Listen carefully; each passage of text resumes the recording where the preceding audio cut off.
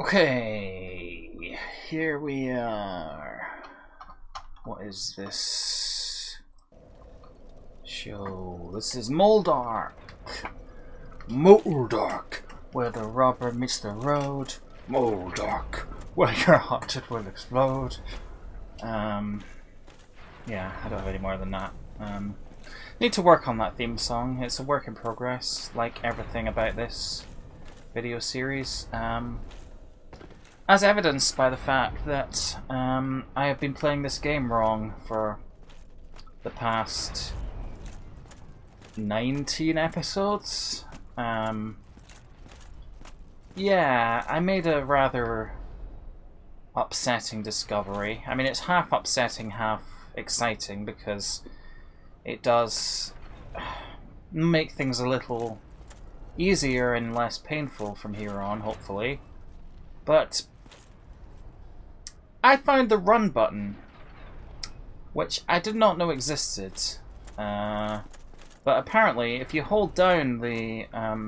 if you tap B on an Xbox controller, you roll. If you hold it, you start running. I mean, you're not that much faster, but it's significant. It's a significant increase in speed. Your energy does drain, but still, it certainly would help me get around the world faster. And not only that, but let me get up to this little gap here. This takes the cake in terms of things I've done horribly wrong in this playthrough. I mean, killing my own sort of allies in the cat cult is nothing compared to this. I did not know this was possible until yesterday. You can do that. You can jump. You can jump in Dark Souls. I've talked about how you can't jump in Dark Souls before. And now I discover that you can jump. Oh, okay. So, let me just explain how I came to this realization. Because I'm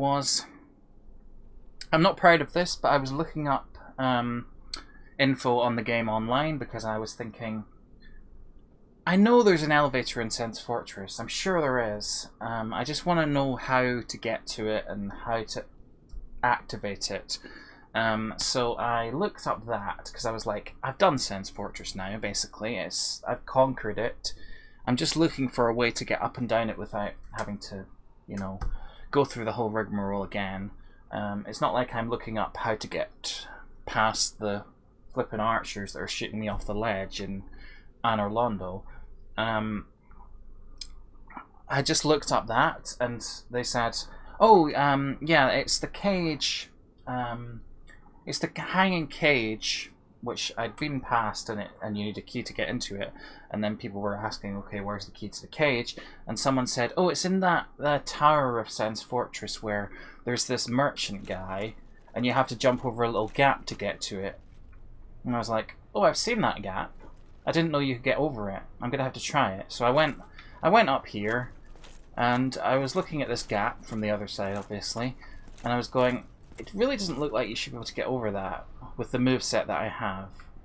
So I was trying all sorts of things, like just rolling over it to see if I could make it that way. And I was trying, like, can I do it if I charge with my weapon, like, but I couldn't.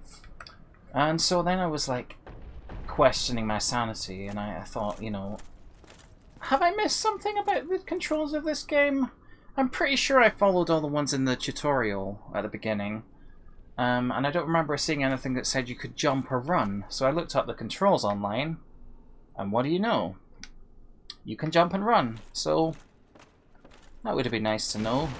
Significant time earlier than now, but I know it now, and I have got into this tower, and I can talk to this guy. I found the key, I found the elevator, I can now go up and down Sense Fortress, which is nice, and this guy sells arrows, which is also nice. Oh yes, it's you.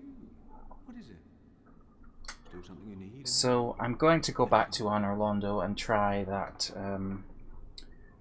Try again to kill those bloody archers. I've also upgraded my bow a bit. I went back down to my blacksmith friend near the Undead Parish, and I upgraded my bow a little bit, so it should be a bit more, a little bit more doable now, I hope. Just gonna really stock up on these arrows. I'm gonna buy. So right, I've got 200. Wait, do I? No, I don't. I didn't actually buy those. Damn it. Okay. So I'm gonna have 200 arrows and an upgraded bow. If that's not enough to kill these bloody archers, then I don't know what is. Then I don't know what to do. I might just have to leave this area of the game and go back later. Oh, I just fell off. Oh well, I'm still alive. Right, well. So now I'm able to get around a bit faster. The annoying thing is, it does make all my previous videos even more unwatchable than they were already, because if I ever go back to them now, I'm just going to be thinking about, oh, I could have got across that whole area in half the time it actually took me. Or like, anytime I was trying to jump over something by just like trying to charge at it or something. Like, Laurie pointed this out yesterday, there was a bit in, I think, the depths where I was trying to get over this little hole in the floor, and I was just doing it again and again, and I was convinced there was a way of doing it, but I didn't actually know the jump button, so that probably would have worked. There's also other bits where I'm sure there are little gaps, like I think in Undead Burg there's like a little gap in a walkway somewhere quite near the beginning of the game that I never could get across. So I just feel like this has potentially opened up a bunch more pathways to me. I don't think it has opened up anything huge, but maybe I'm wrong. I mean, it's almost like in a Metroidvania game when you get a new power, except I've had this power all along, I just didn't know it. It's kind of an inspirational message in a way, I suppose. It's like, the jump was inside you all along. You didn't need a magical feather to teach you how to jump, like Link. You could just do it. If only you'd known how. Okay, right, we're going back to Anne Orlando. We're going to take those bastards with the crossbows out. And then we're going to make progress today. I've got a good feeling about it. Let's see how that goes. See if that good feeling can survive in a hostile environment.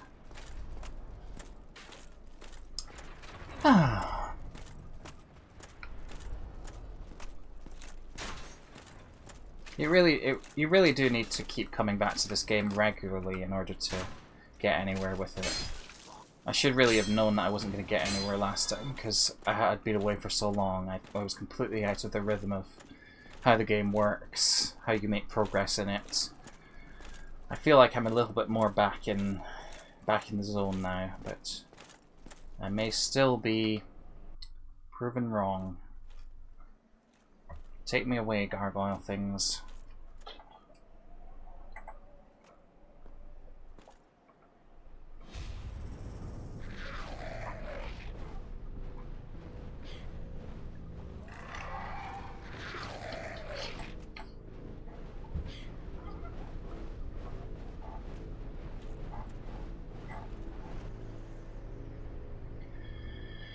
Here we go. Here we go again.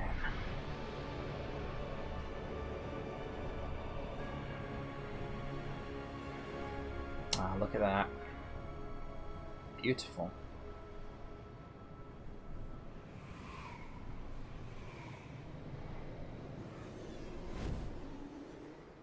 Right. Now, let's get to that bonfire first of all. There's minions fighting my way through a few of these big shield guys, but...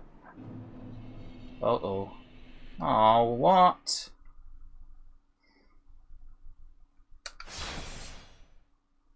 Oh, sorry. Wait. Has my internet gone down? Oh, for God's sake. Really? Hang on a minute. We're experiencing technical difficulties here. Looks like my internet's working. To me.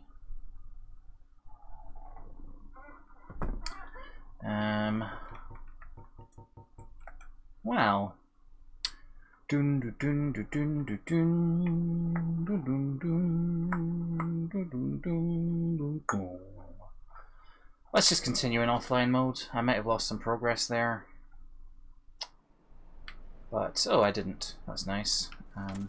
Back in Anor Londo immediately. Okay, excellent. So, just check that I still have the arrows that I bought earlier. Yes, I do. Good. Okay. Could have been worse. I think I might not get the messages from other players now in offline mode, but I can live without that. I say. I mean, if I end up getting to a new area, I may change my mind about that, because sometimes they are quite useful. Hello.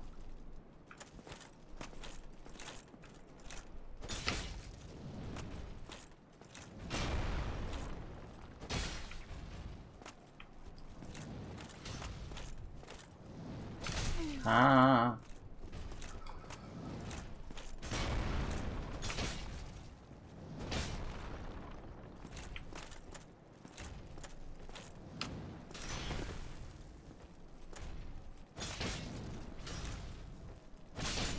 There you go.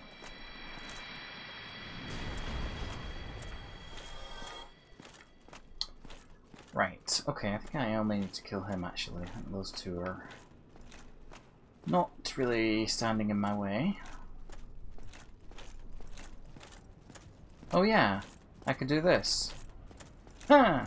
Already I'm forgetting that I can run. Look at that.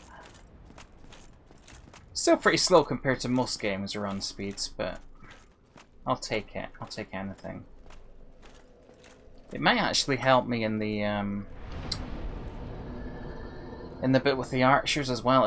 If the arrows don't work, maybe I can try running up there faster so that they can't shoot me in the back so many times. It's worth a try, I guess. I have to take my armor off again though.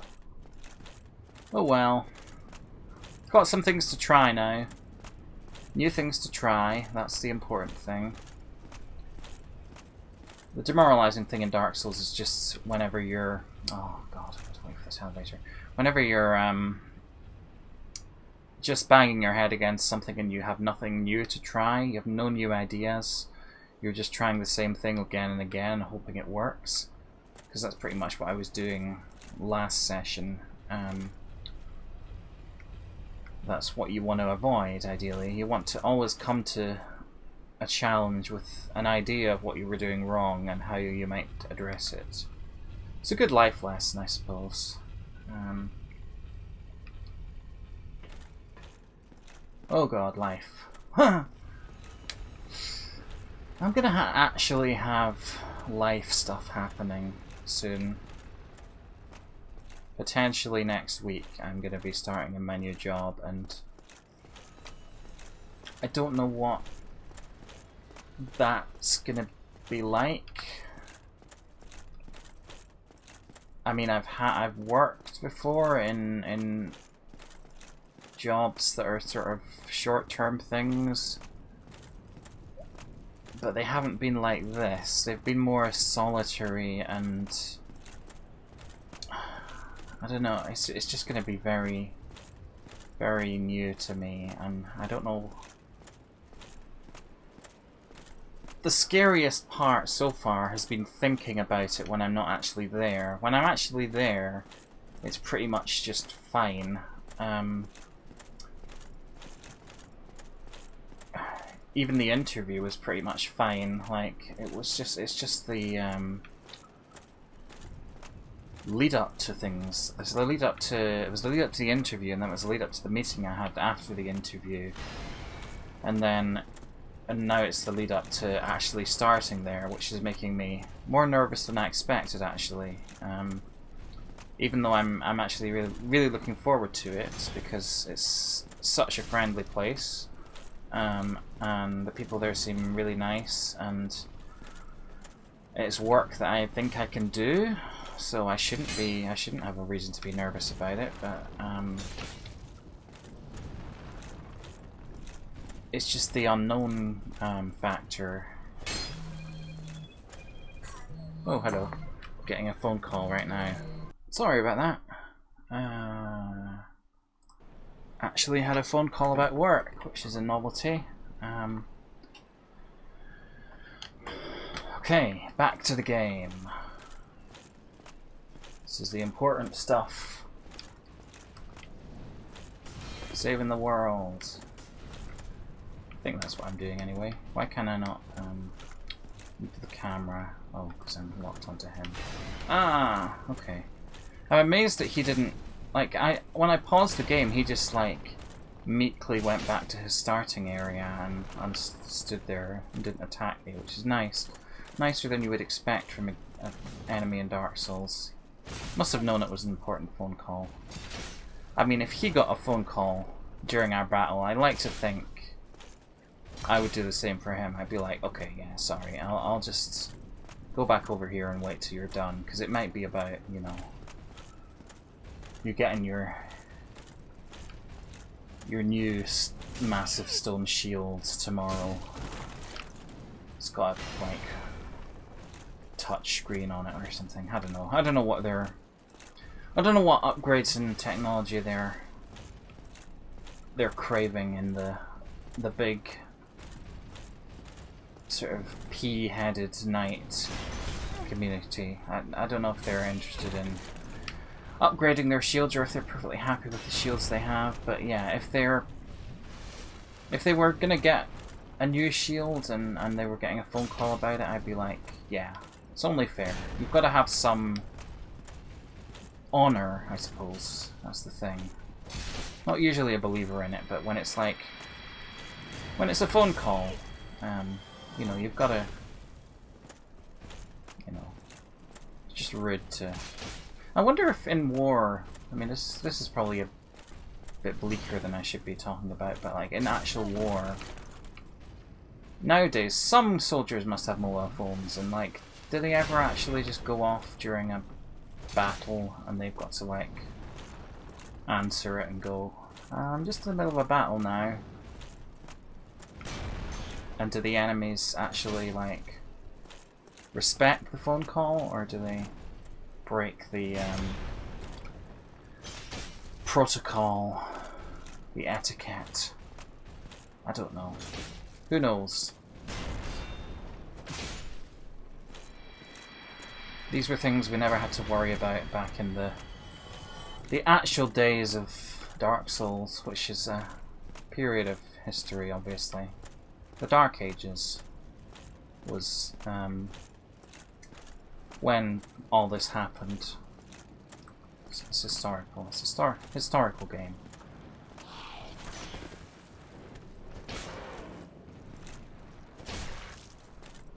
Flamingos actually evolved from these guys.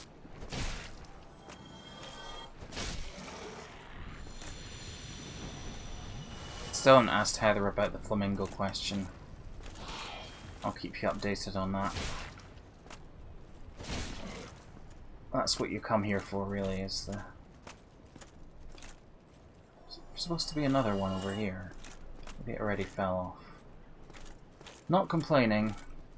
You want to do my job for me. Not my actual job. Need to clarify that now that I actually have one. Oh dear.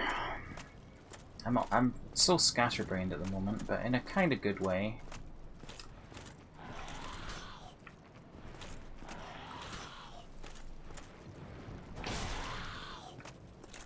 At least have an excuse now. It's not like I'm just sitting at home all day. I mean, it is like that, because I still am at the moment, but I won't be soon.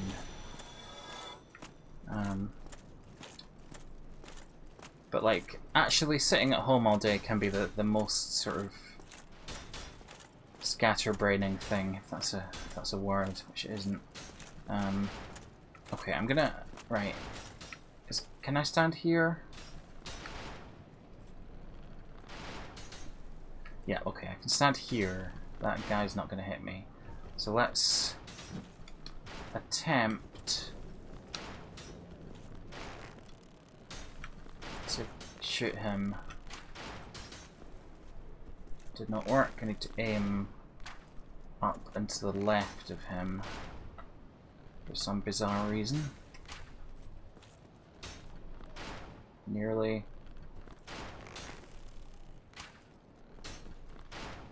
Did that?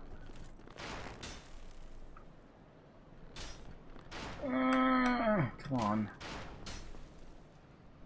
Oh, for God's sake, that doesn't hit him. Just need to find the right exact spot. There we go. That hit him. Right.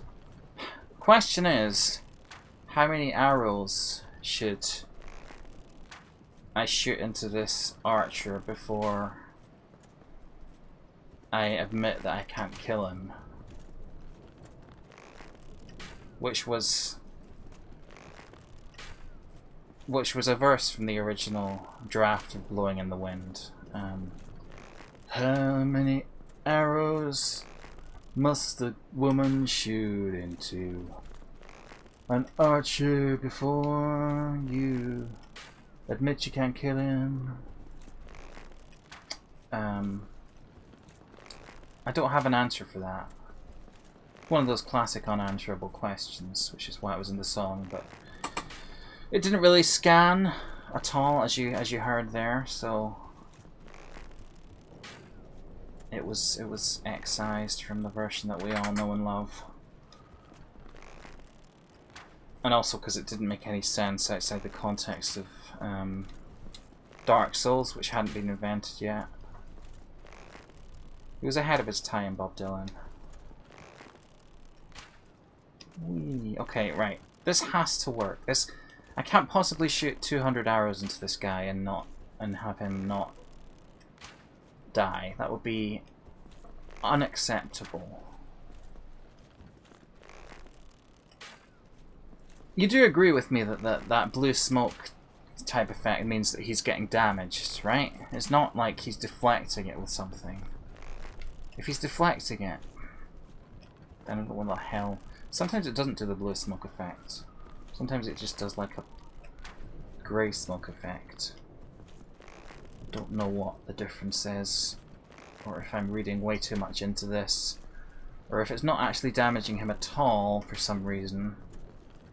Like, sometimes in games, if you're too far away from an enemy, their health just sort of recharges. So that is possible that something like that is happening here. I just keep hitting him and he keeps immediately going back to full health. Because the game's like, oh, you're not near him, you must have disengaged from him. So we'll give him all his health back. Which wouldn't really be fair, considering my health doesn't work like that in this game. Oh, for God's sake, this is taking forever. Okay. Come on, we can do this, though. If we just get this guy...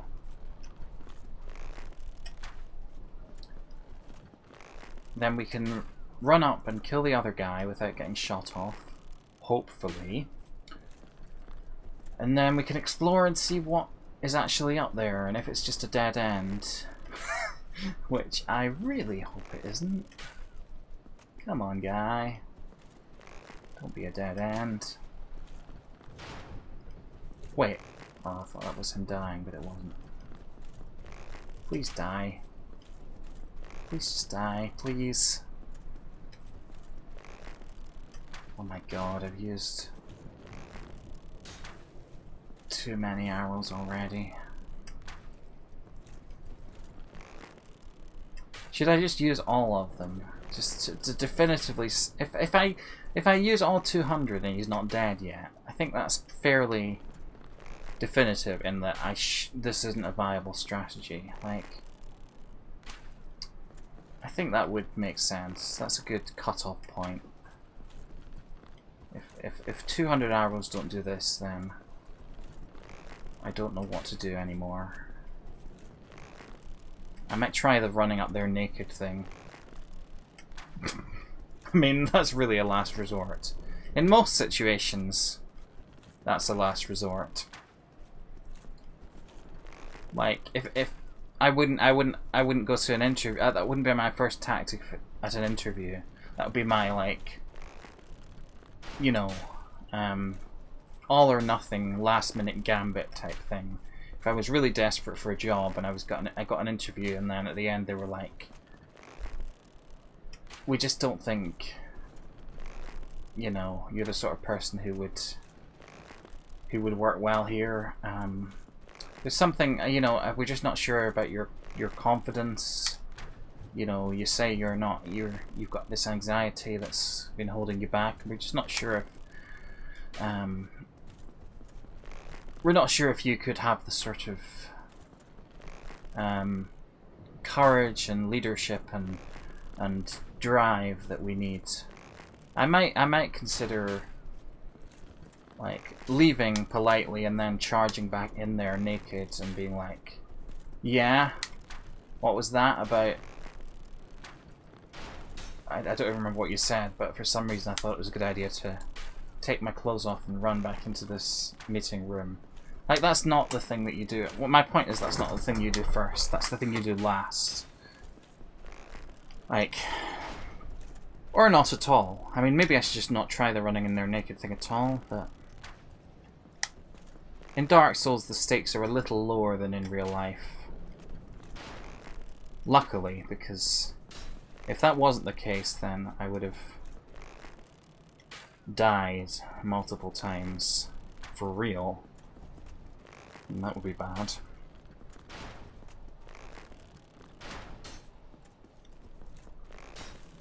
I wonder if anyone...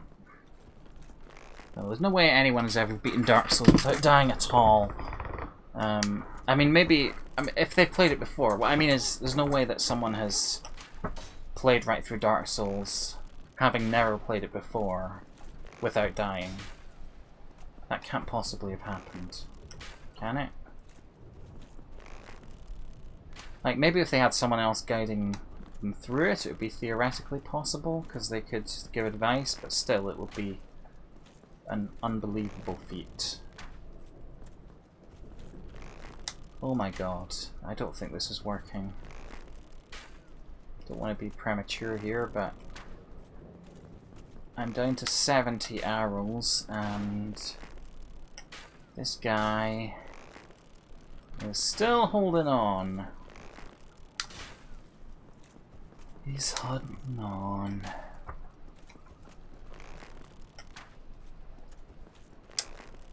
It's a reference not many people will get, but it makes me happy.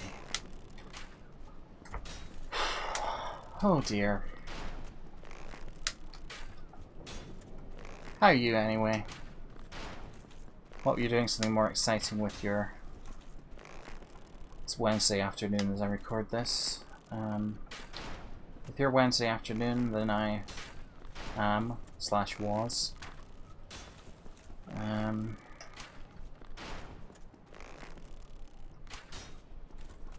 Just shooting an arrow at this guy over and over again. Not actually doing any damage, apparently. Unless these arrows are just insanely low damage, which is possible.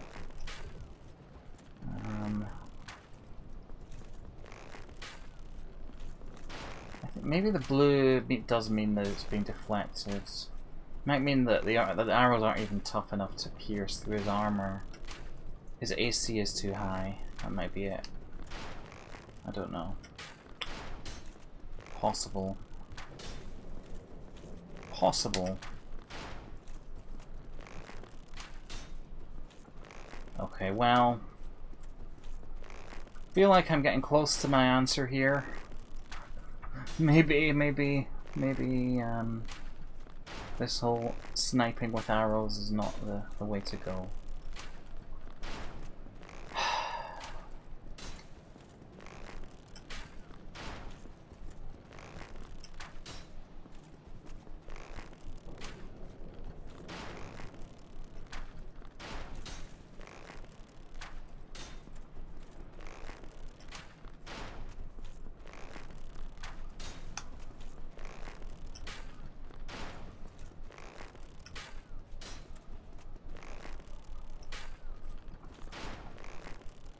Am I even hitting him anymore?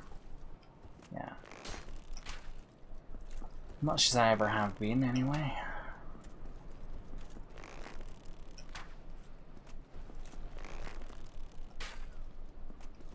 Maybe I'm just too far away.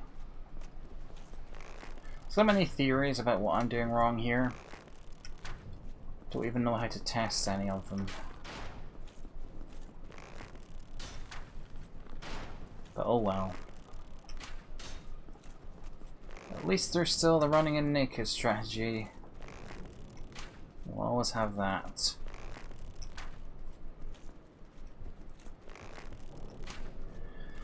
Right then, screw it. Whoops.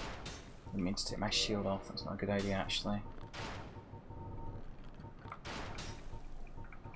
Running in naked to a combat situation, but we're not crazy. What's that? I'm not sure actually if that makes a difference. The weight of the shield. Oh well, let's just try. Like this. Okay, right. So now we have the ability to run now, which is possibly an advantage, but possibly won't make any difference whatsoever. Let's just try. Also, it's not the best place to run, like it doesn't feel like the most safe thing.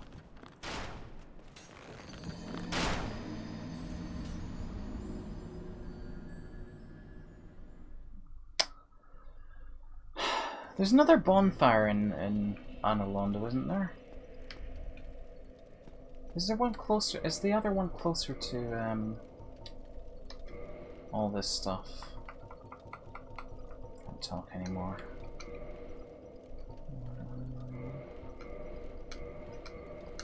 Is the other one closer to the place I need to be? I think it might be actually. Let's try that. Let's just go down there and. Because I think there might be one by the church if I lower this one of these platforms. Maybe.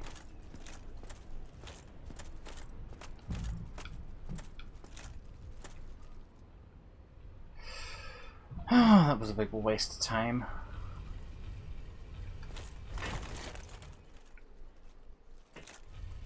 Is this one of the bits that people get stuck on in Dark Souls, or am I just making it way harder than it needs to be? I wonder.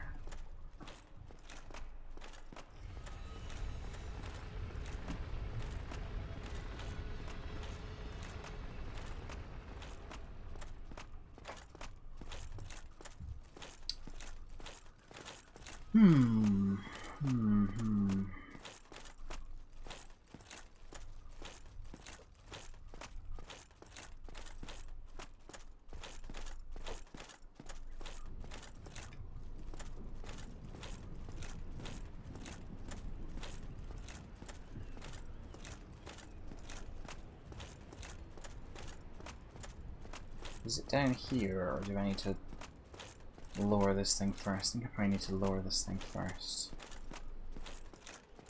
Do I? It's not in here, is it? I think there's a lower down room there. I may be wrong that it actually even has a bonfire in it though. It'd just be a sort of imagined memory, because it would be nice if there was one.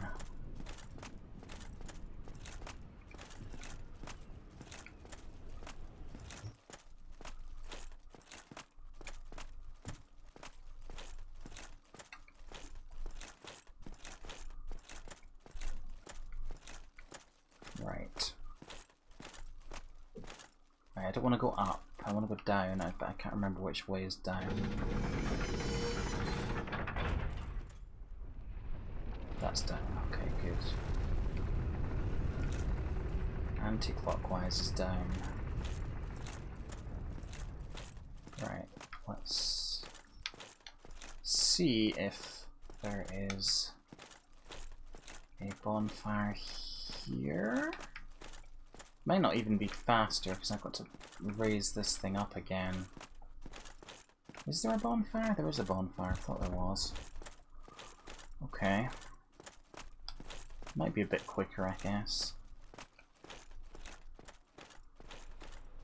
Not much in it though.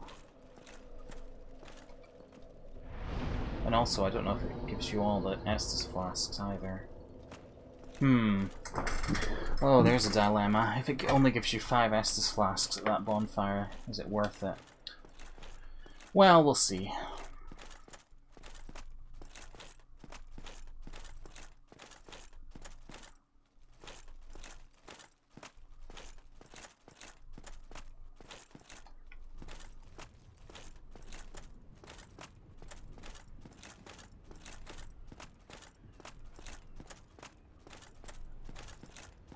Right. I want to go clockwise this time, don't we? Yeah.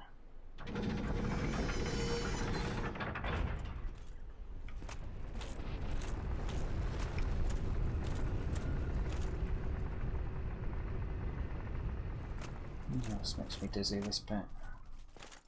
Wait, is it that? No, it's the other way I want to go. This way, yeah. Okay, right.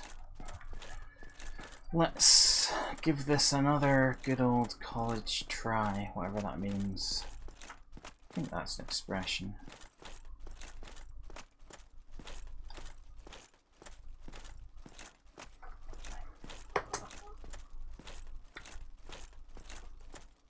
Oh god, it feels like I've been stuck at this bit forever, but it always feels like that in Dark Souls when you've been stuck for a little while. You can't even imagine getting past the bit you're stuck on.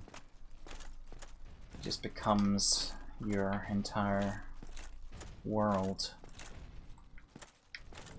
Oh god, why was I not shielding there? That's silly.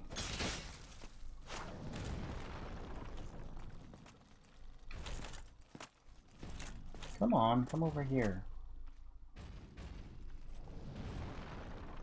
Coward. Jumping away from me.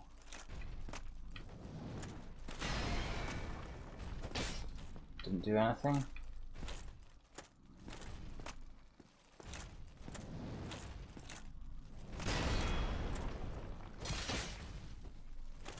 Whee! Nice moves.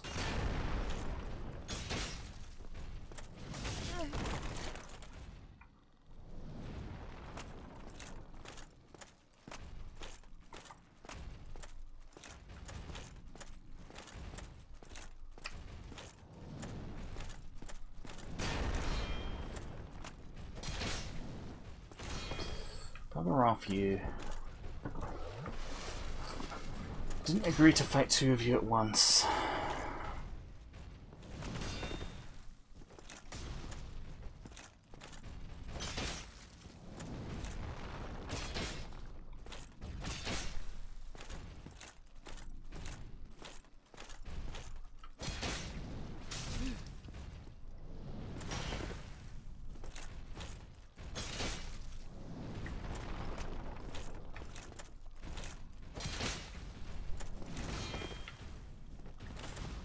Whee!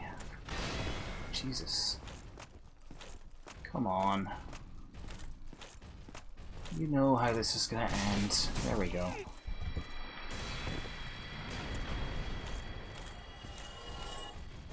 I do wonder about, I mean, less so in Dark Souls than other games, but I wonder about, like, the sort of grunts in games who have just seen you kill, like, dozens of others of their kind, and but they're still holding on to that hope that they're going to be the one to stop you. Like, especially in like an MMO or something where you're just mowing down hundreds of enemies in a row. You kind of admire their dedication to their cause, because they do keep at it in the face of overwhelming odds. Wish I had some of that gumption. It's a good word, isn't it?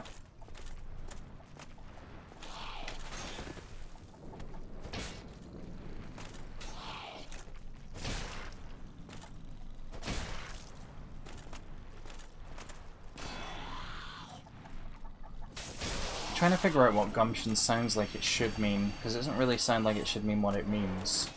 It sounds like it should mean... I don't know, like... If you eat something that has a very satisfying feeling as it goes down your throat, you should say that had a lot of gumption. It should be like, you know how when you eat something and the feeling of it going down your throat is just amazing. Don't know what it is about that, but sometimes it's that more than the taste that is the amazing, the satisfying thing about food. But that should be called gumption, is that sort of sensation of food going down your throat. That's what I think.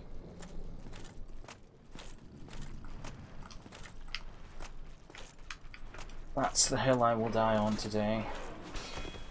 Well, I mean, I'll probably die falling into a pit today, but you know what I mean.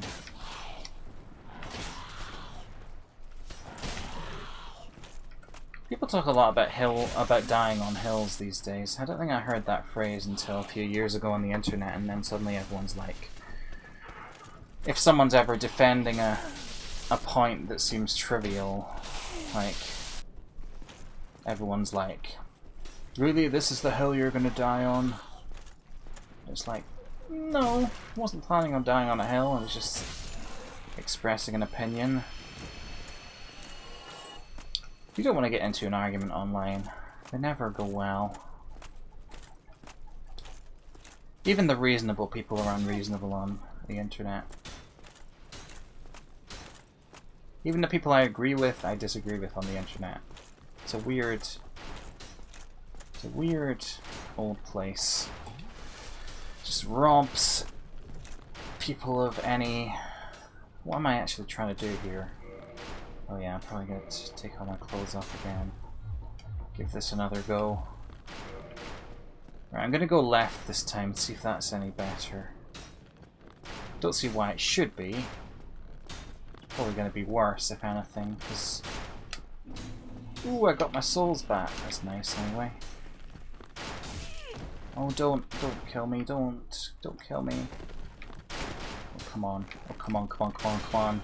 Don't you frickin' dare. Don't shoot me off, please don't shoot me off. No! Give me frickin' Estus. Give me sweet Estus, for God's. Damn it! No! I was right there. Oh no. That was further than I've got before, so maybe that's the way to go.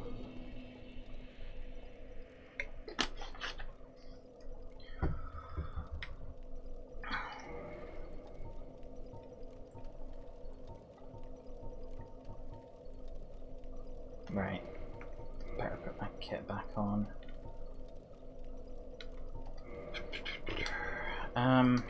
I saw something on Twitter like the other day about the design of bosses in Dark Souls, and I'm not sure if it's true, but or maybe it wasn't specifically Dark Souls, but it was something about the lead designer and how he would, like, if anyone designed a boss for Dark, I think it was for Dark Souls or its sequels, the designer of the boss would have to be able to beat it with only a dagger and without taking any damage to prove that it's fair, which is kind of a cool philosophy, because it shows that it's more about like your skill than just kind of brute forcing your way through by having loads of HP or doing loads of damage. So theoretically, a lot of the stuff in Dark Souls I think can be beaten at a really low level if you're good enough, which is very difficult to be. But I'm pretty sure that speedrunners can get through this whole game at a ridiculously low level, and that's just... I've said this so many times now, but that's why I want to watch speedruns of this game, because it will be so cool to see someone actually be cathartic, to see someone just run through this whole game without having any trouble at all. Also be a bit depressing, but again, like the run button and the jump button, which would be both satisfying and demoralizing at the same time.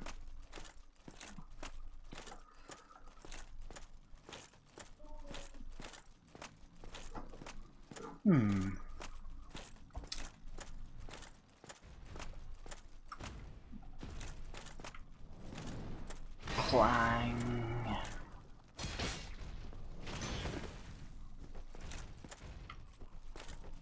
I could probably... Could I fight these things with no armor on? I think I could. Not really any point in doing it. It would just save me having to keep taking it off and putting it on again, but... I mean... As long as I'm not actually getting hit directly by them without shielding, I think... In theory it shouldn't make much of a difference. But...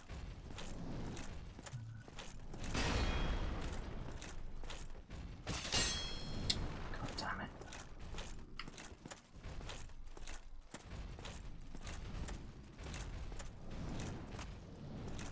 Oh hello, you're here as well, are you? Great.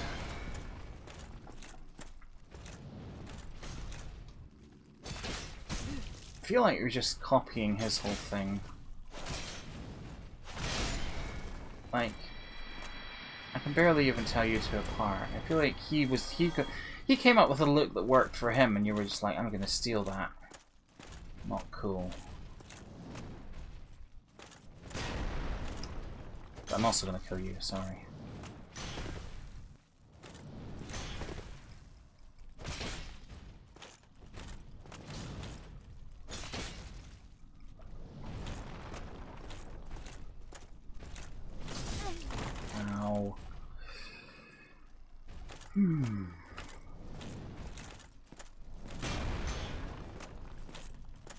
I forgot to research formaldehyde, by the way. Sorry about that. I said I would do that as homework for this time, but I should never give myself homework, because it's not really what this series is supposed to be about. I put a link to the Wikipedia page for formaldehyde in the last video description though, so if you want to do the research yourself, you're more than welcome to.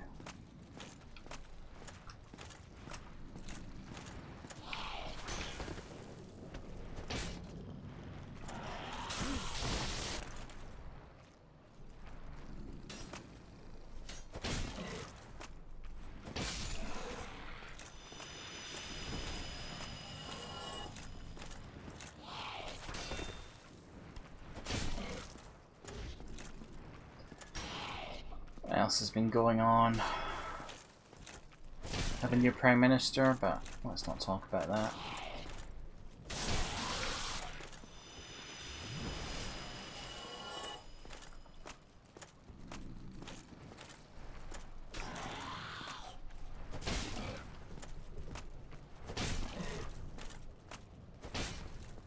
Whee! Bye.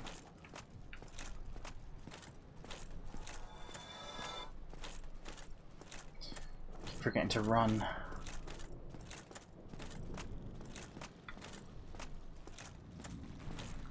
Why did I just take damage there? Did you see that? I just took a bunch of damage and I have no idea why.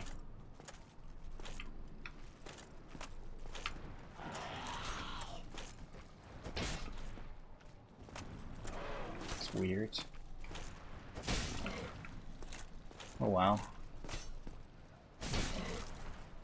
Stranger things have happened.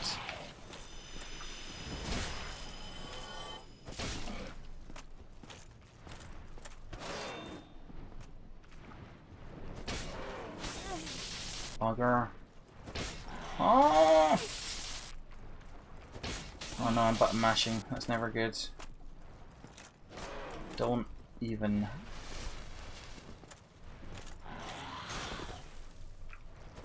Should not have caused me that much trouble. Okay, right. Getting careless now.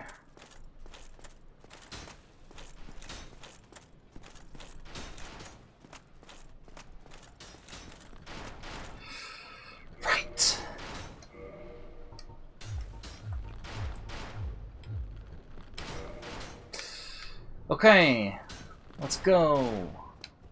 It's gonna go so well. Oh my god, I nearly rolled off the edge.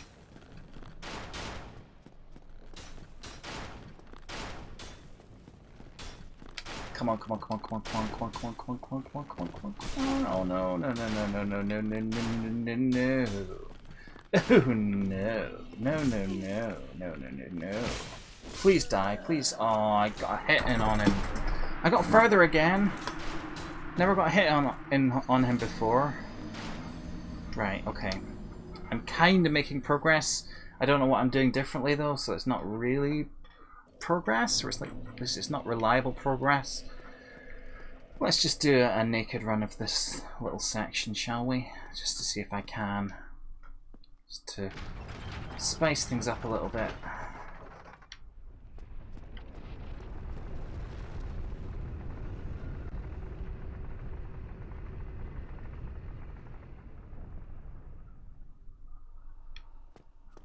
Okay.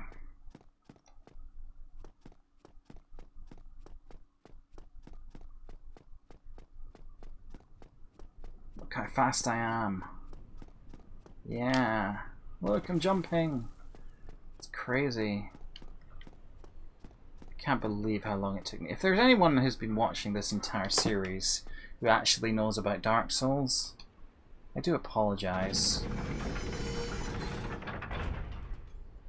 I imagine if anyone like that ever does watch this series and starts from the beginning, they'll probably be commenting on the first video going, you know you can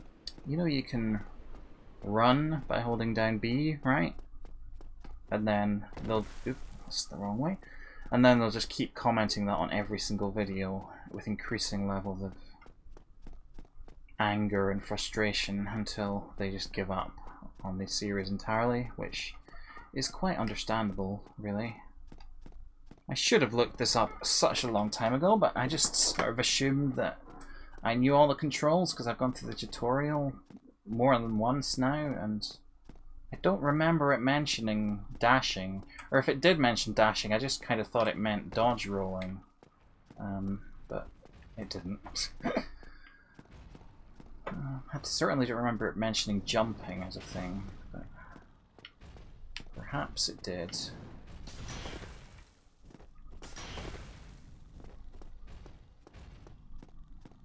Hello. Oh, stop that, you.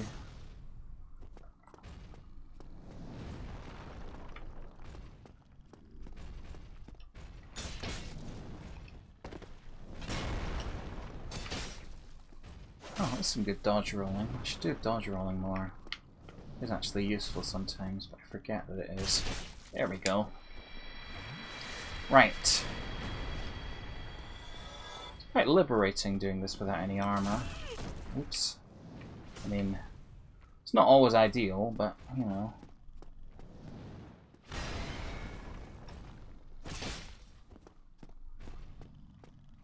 It feels a lot more... I mean, I feel a lot faster for a start. A bit more maneuverable.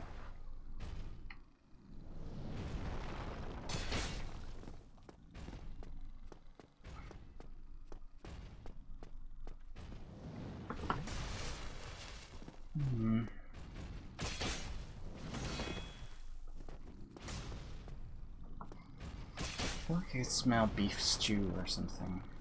I don't know why I would be able to smell beef stew right now.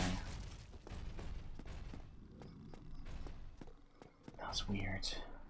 Well, the house isn't burning down, but if it is, it's doing so in a delicious smelling way.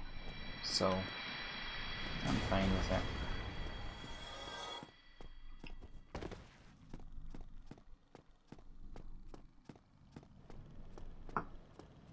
Maybe it's like a barbecue or something, but it doesn't really smell like a barbecue.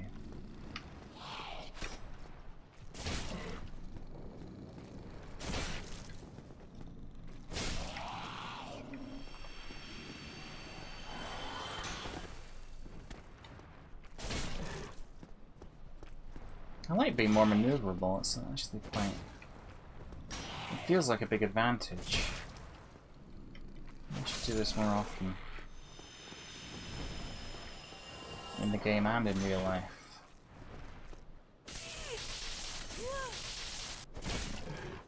Oh my god.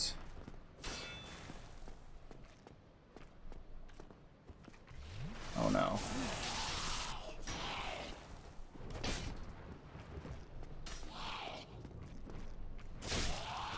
There we go. Right.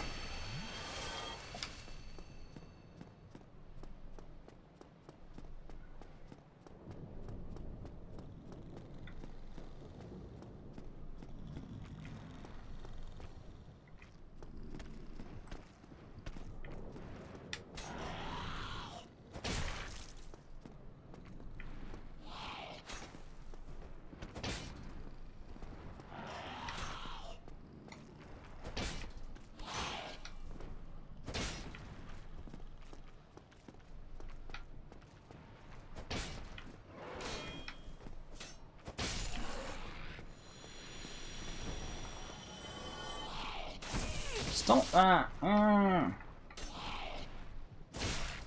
like you.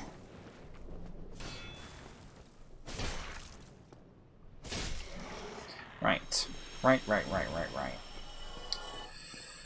No Estus flasks left. That's the problem with using that bonfire. I might have to go back to the other one.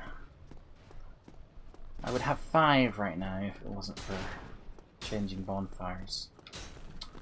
Oh, that's a depressing thought. Oh well, let's just give this our best shot, shall we?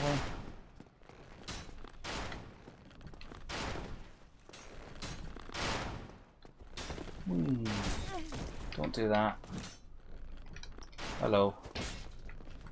Please, please just die, please. Please die. Don't knock me off. Die, die, get knocked off, get knocked off. Oh, I killed him. Oh no, I killed him. He's gonna be back. He's gonna be back. Unless he isn't, but I'm pretty sure he's gonna be back. If he's not back, I will do a dance of pure joy. But he's gonna be back.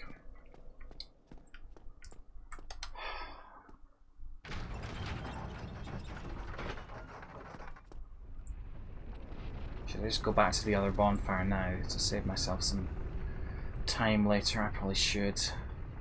It's a very mundane thing to do on a video that is supposedly for entertainment purposes, but entertainment is a very subjective thing, as the internet has proven. Imagine trying to get Let's Plays, like, imagine trying to justify them to like a TV executive back in the day, before they were a thing. It's being like, can we just put on like 2 hours of unedited gameplay of someone you don't know, or maybe you do, playing a video game and talking over it and ruining the atmosphere and being bad at it and it being really frustrating to watch. Can we just put on 2 hours of that on TV and hope that people tune into it? No, probably not. But now, see, those executives don't know everything.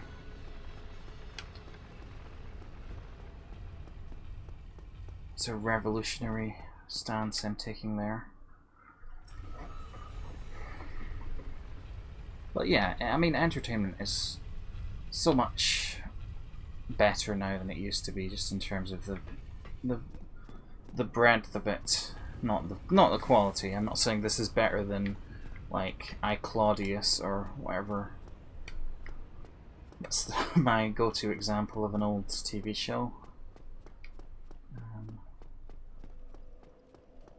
Haven't seen it for years though. I should watch it again. I remember it being good. It was kind of like the Game of Thrones of its day. There was so much. Well, I mean, there was a lot of sex, and that's what sticks in my mind. But that's probably because I was of a slightly impressionable age when I saw it. Okay. Okay, we're back. We've reset to that bonfire. Now we're gonna bloody well see if that... I'm not even gonna float as a possibility. I mean, I already have floated as a possibility, but I'm not gonna entertain the possibility that that guy is perma-dead, because that would be way too nice of this game. And it would imply that that bit is supposed to be as much of a pain in the arse as it is for me, which I don't really think it is. I feel like that's just like a sort of... It's just sort of a minor challenge along the road of Anor Londo, which I'm just getting completely hung up on for some reason. Yeah, it really doesn't take much longer to go to that bonfire. It might even be quicker, because you don't have to wait for the elevator twice. But we'll see. Well, we won't see. But I'm back at the other bonfire now, so... Got my 10 flasks. That's what's important. I wonder what Estus tastes like.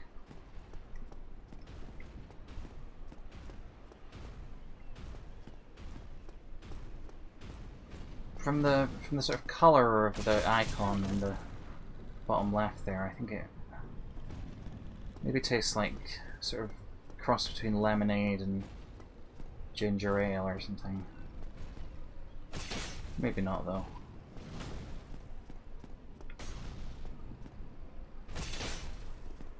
Probably tastes like something much more unpleasant than that.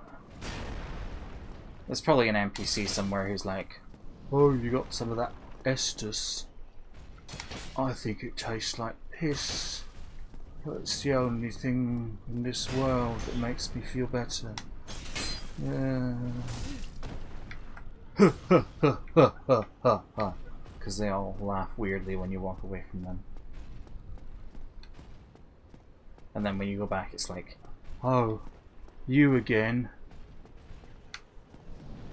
You got any more of that piss-flavoured Estus? You're gonna die here, you know." That's my brutal takedown of all the NPCs I've met in Dark Souls.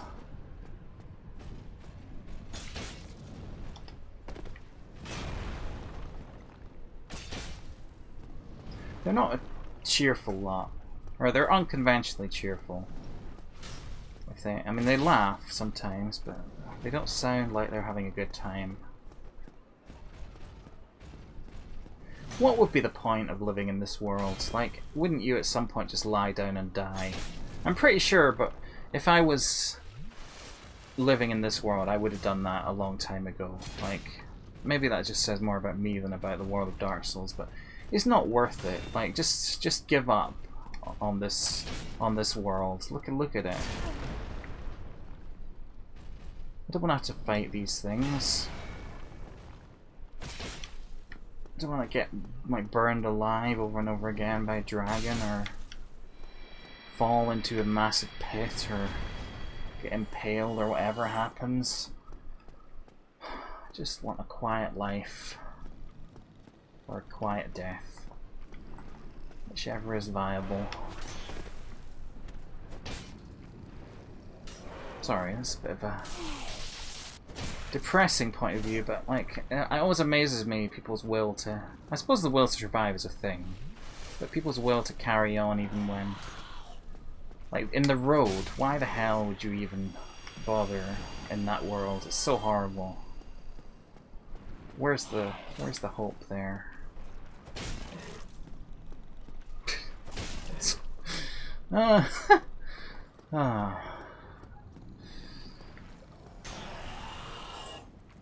Anyway, yeah, let's go on to more cheerful things. We're not living in the road yet. Give it a few more years.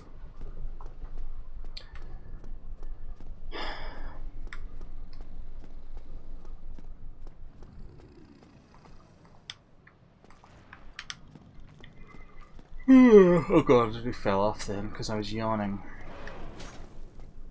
Can't let your guard down for a second. Oh god, no! I say, getting stabbed twice.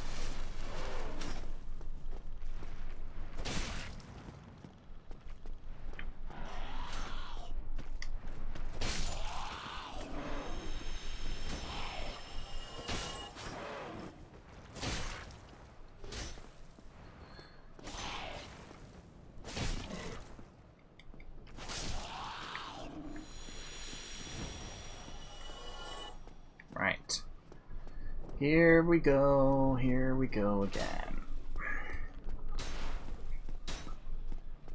See if I can do this.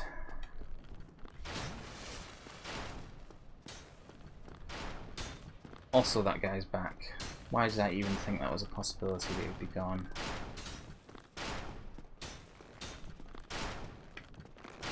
Still holding out for some mercy from this goddamn game. It's not happened yet. Did I just get? Oh no, I'm not actually dead yet. Run! I'm gonna get shot in the back. I'm gonna get shot in the back. I'm gonna get shot in the back. I'm gonna get shot in the back. What's this? Soul of a hero. Okay, well, it's not gonna save me. Well, there's nothing that way. Oh my god, okay. Maybe I just need to run past these guys. Maybe I don't even want to fight them. If I can just run past them, maybe that's good enough. Even that seems impossible though. Like, if I can run past that guy, like, there's a way... Is there a way onwards to the left that I didn't go? I'm just gonna do some exploratory runs here, just to see if I can figure out where the hell I'm supposed to even go. Because up till now I've just been focusing on trying to kill those guys, but if I can just focus on the alternative to killing them, if there is one, then maybe that was the... Oh, for God's sake. Didn't mean to do that. I'm having too much fun with this new jump button.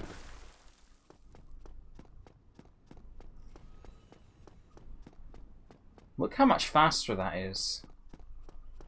That's ridiculous. Jesus Christ. I can't believe I've made at least one other human being sit through hours upon hours of me doing this when I could have been doing this. I'm so sorry. In my defense, I keep advising you to play it on like 1.5 speed, which would probably make this roughly equivalent to that. But yeah, could have been even faster. If only I'd known. Oh dear. What an absolute shambles this playthrough has been. I'm not good at games. I don't know why I decided to record myself playing one. I'm actually, I mean, I've been playing them my entire life, and I'm still terrible at them. I don't know what's wrong with me.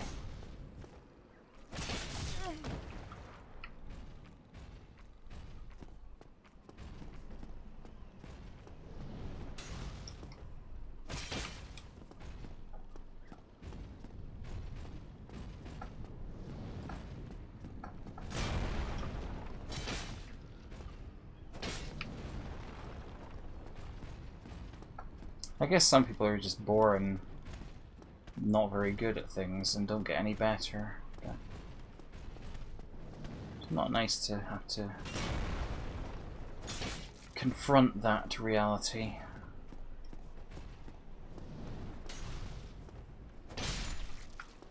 At least it's something that's not that important for life. At least until we enter our like Ready Player One future. Assuming we don't enter the road future first. They're not really compatible, those two futures.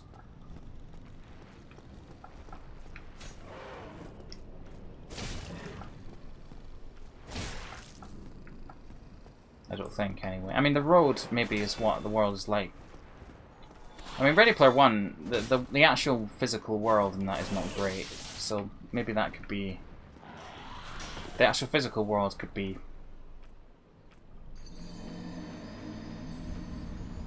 The actual physical world could be the road, and then the sort of online virtual world would be Ready Player One. That makes some sense, but still.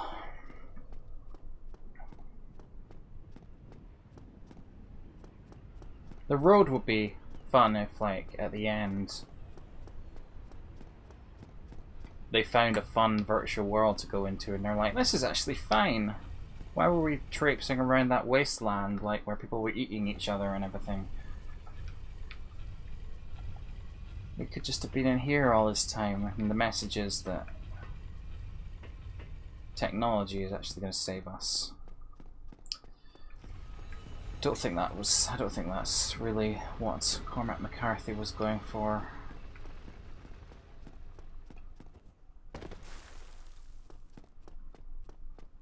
If you want an optimistic science fiction story, then I mean, actually, I call it optimistic.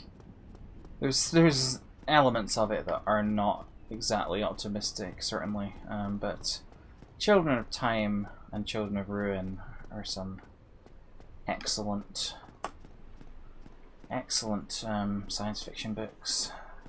If you have not already read them.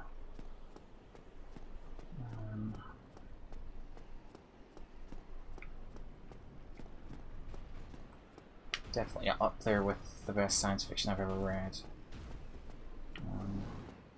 And they're not depressing at the very least. Bad stuff happens in them, but I wouldn't say they're depressing. They're more kind of inspiring and life-affirming, I would say. And sort of just... yeah, they make you feel a huge sense of wonder at existence and civilization and the universe, which is unfortunately kind of a rare thing at the moment. I can't think of many other things that have made me feel that way in the recent past, so I very much appreciated that.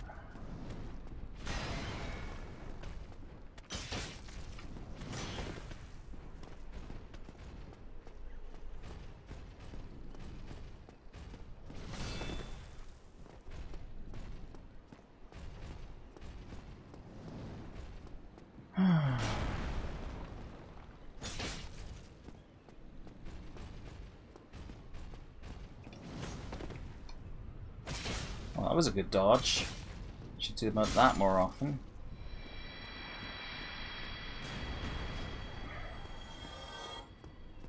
Okay, I'm on form now. This is gonna be the run. I can feel it. I can feel it.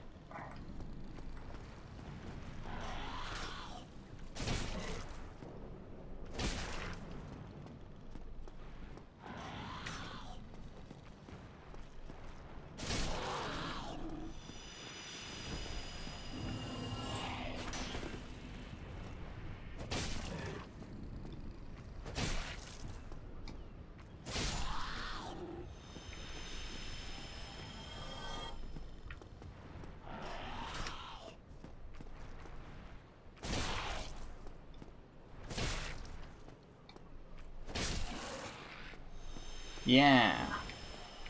Yeah.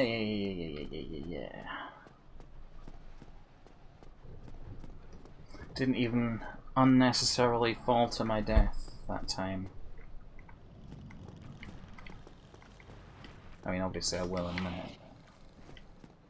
I didn't do it in such a stupid place. Actually, let's not count our chickens here.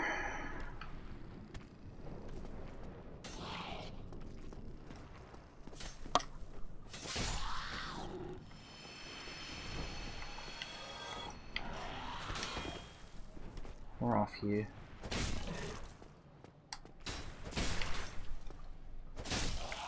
Okay. Right. Oh, for God's sake, really? How can you snipe me from so far away, but I try and snipe you, you're just bloody invincible. That's not fair at all. I hate these guys so much.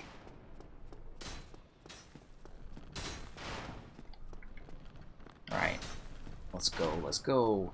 Right, I'm going to the left, and I'm going to keep going until I find a route that I can go, and if I don't find a route I can go, then I'm going to fall off and cry. That's my plan. Oh, okay, there isn't a route. There isn't a route. Abort. Abort plan. Don't even bloody go there. Don't go there.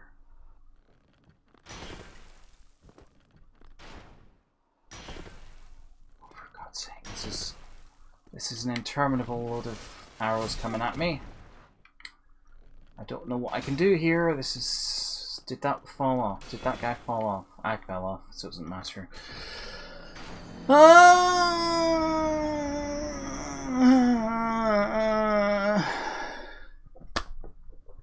Oh dear. Oh my god, this bit. Flippin' hell.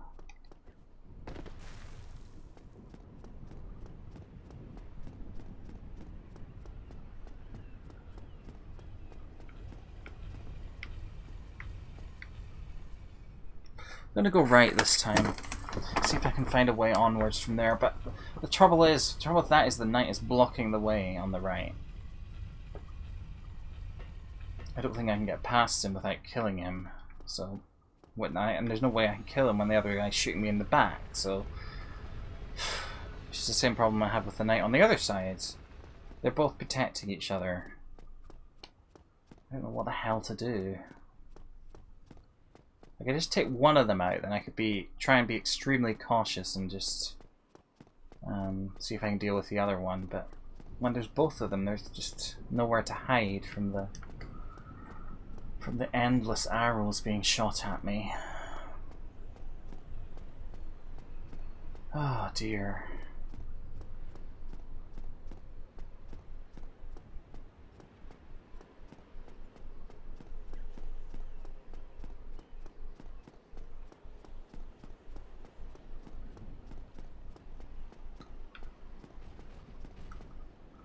Come on then.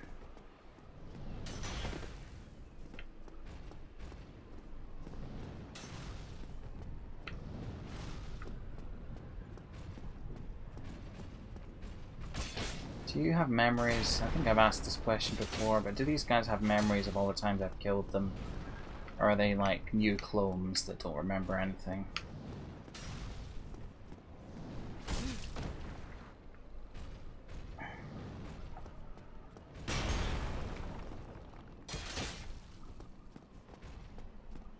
Or is it like Groundhog Day where I didn't actually die? I just have the memory of a timeline where I died, and then I got sent back to the bonfire I last rested at, and I get the chance to do it all again.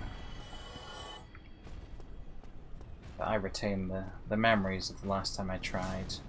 No one else does. Maybe it's like that. I don't know. Death in games is kind of a complicated and weird thing. There was a tweet that I liked from, I can't remember who it was, sorry for not giving credit, but it was, I think a game journalist who I follow on Twitter had retweeted it, and it was like, something like, what does it say about us that in gaming we needed to invent the term permadeath for in what real life we just call death. Which is quite an interesting point, because like we just kind of accept that in games death is not the end. It's basically just something, a sort of minor inconvenience that you can come back from. Which is an odd way of looking at it, because no matter what your religion, it tends not to be just a minor inconvenience. Maybe if you believe in reincarnation or something, but even then I think it has a bit more weight to it than that. But you know, in gaming it's just become absolutely the standard, and if you break that standard you're like doing something kind of weird and different. Like if you make a permadeath game, then it's seen as really sort of hardcore and daunting and daring. It's a big statement. Strange how these things develop, these sort of ways of doing things, and we don't question them until something, well, until someone points it out, just how weird it is.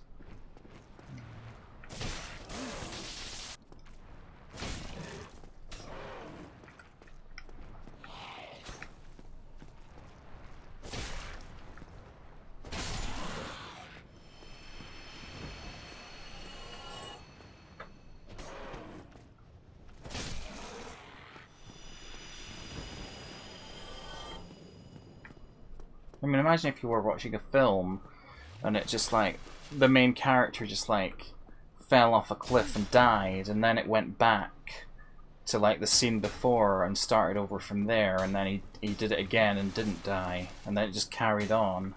What the hell would you think about that? That would be like a big narrative WTF moment. In games we kind of just accept it. I'm in there, defeat me, Jim.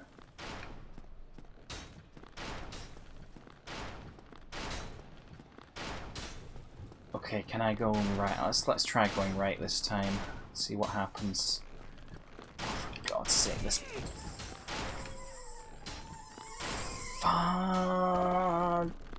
fucking bastard! Please die, please. Oh my God, please die, please die, please die!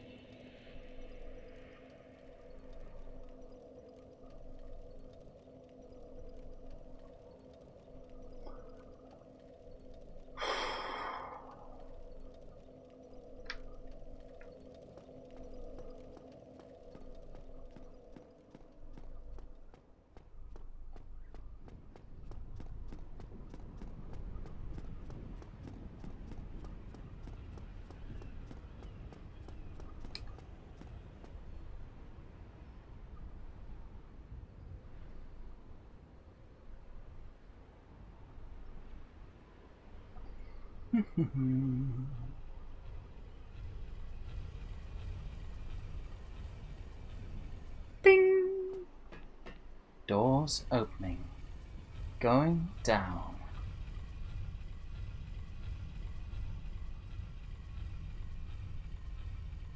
First floor.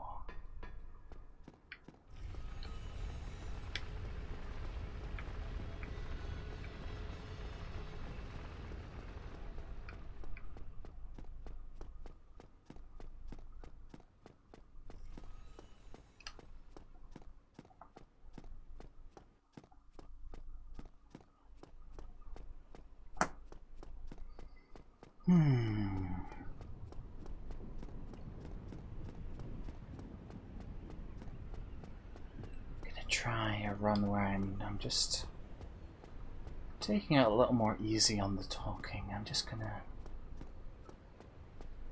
to just try and relax a bit more and get into a sort of zen headspace where I'm just pressing the right buttons at the right times without getting anxious or freaking out or panicking. Just get into the sort of place where I'm just doing this automatically without thinking, like juggling or breathing. There's two of them now. That's alright. We can deal with one of them, we can deal with two of them. What's the difference? Might just take a little longer, but that's alright. We just need to be slightly careful here of this guy smashing us with his shield. Didn't hit him there, but that's fine. We'll get another chance. We don't need to kill him right away. We've got all the time we need. Just need to make sure we don't get hit too much. That's the important thing. As long as we're not getting hit, that means that we're not losing anything. And even if we do lose anything, even if we lose all our health and have to go back to the bonfire, it's not a big deal. We can deal with that. We can come back from that. We can just keep going. We can keep going forever. We can keep playing the same section over and over again for the rest of our lives. That's fine. This is a fun little section.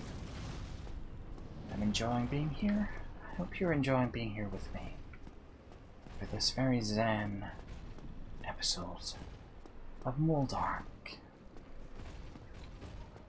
been watching a bit of I got into the habit of watching some videos, or listening to some videos maybe I should say. There's a podcast called Sleep With Me, which is basically just a bunch of rambling to try and send you to sleep. There's video excerpts from it on YouTube, which I stumbled upon one night when I was finding it very difficult to get to sleep, and I have actually utilized it several times now. It's quite effective, and it's made me appreciate the need for a genre of video that will just lull you off to sleep.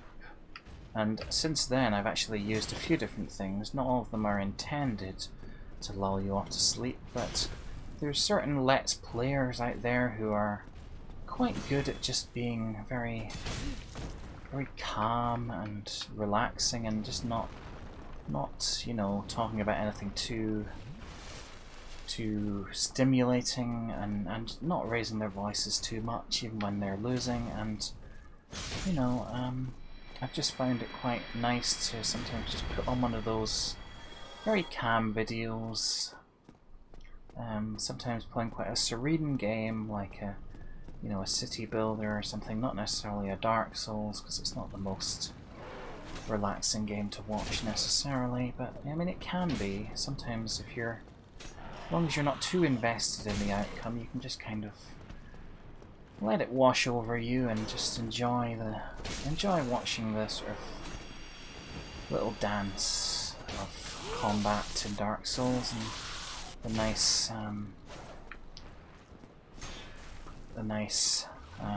scenery, and just hear the lulling of my voice as I fight these pink gargoyle things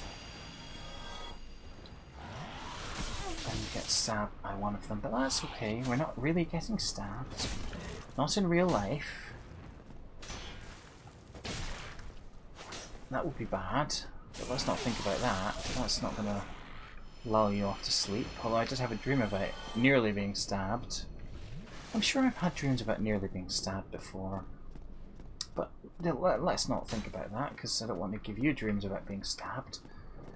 No, they're not pleasant. Sometimes you're just like, sometimes you just want a nice dream about something that doesn't involve any stabbing whatsoever, and that's what I hope.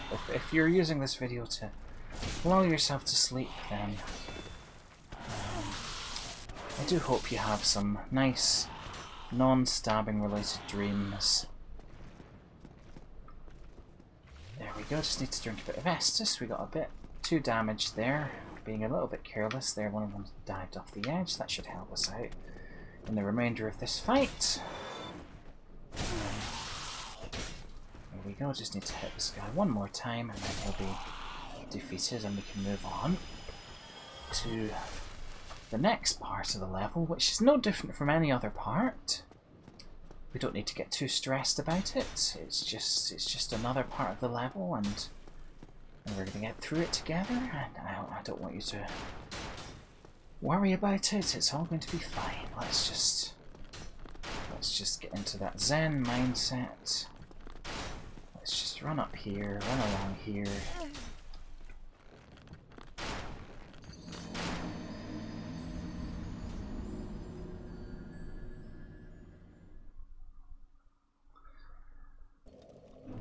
For fuck's sake.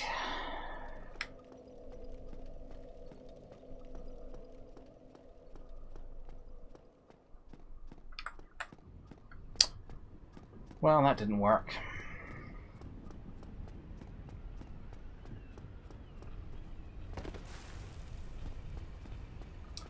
Zen mindset has never worked for me in my life, I don't think.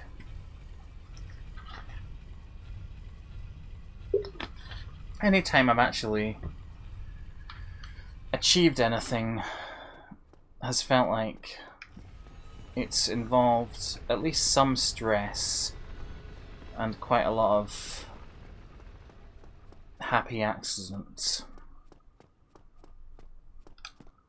Not some sort of mythical Zen mindset, but whatever works for you. I'm sure it does work for some people. I wish it worked for me, because it would be a nice way to live your life if you could get into that mindset and make it work for you. Like, that would be ideal.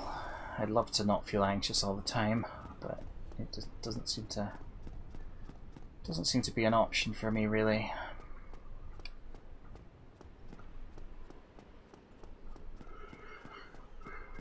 I'm getting better though. Like, I can't even begin to imagine how insane I would be going with anxiety right now. If I was still in the same sort of headspace I was in like 2 or 3 years ago, basically before I started on medication, or even like for a while after that. If I knew I was starting an actual job next week, and I was still in the same sort of mindset that I was back then, I would not be able to form coherent sentences right now. And maybe you're thinking, well, you're not forming particularly coherent sentences anyway, but you know what I mean. I'm able to function on some level as a sentient set of, you know, body parts, whereas if, you know, for most of my life the idea of actually, you know, having a job in an office with other people where I have responsibilities and things to do and I'm getting paid for it, that would just have made me absolutely crazy. It would have made me... I would be freaking out 24/7.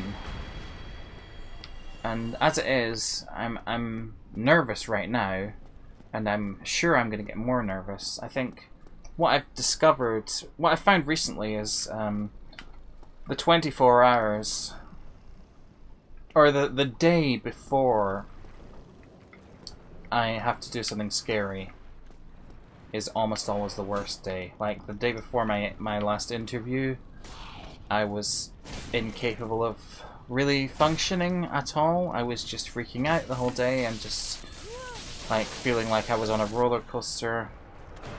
Damn it. I had that feeling like we're about to go over the drop on a roller coaster. I had that all day. It's not a feeling you want all day. It's kind of fun if you're on a roller coaster and you get that feeling for a few seconds. It's not fun if you have that feeling all day. It's really not. It's horrible. You get to the point where you can't believe it's still going on, and you're like, I will do anything to stop this right now, but nothing I try is working. I tried, you know, breathing exercises, try and make sure I'm getting the right kind of air. The right kind of air. I don't know what the right kind is, but you know, make sure I'm breathing properly, because it feels like something in your chest that is like, it feels like you're not getting enough air, or you're getting too much air, or something is wrong with your breathing. It's just making you all fluttery and like you just can't settle down, and you've got this horrible sort of panic right in your chest, and you know. So I think maybe the day before I start work will also be like that. But then recently I've tended to find when I wake up on the day that I have to do the thing, some sort of adrenaline has kicked in, and I'm like, okay, I'm just gonna do it then.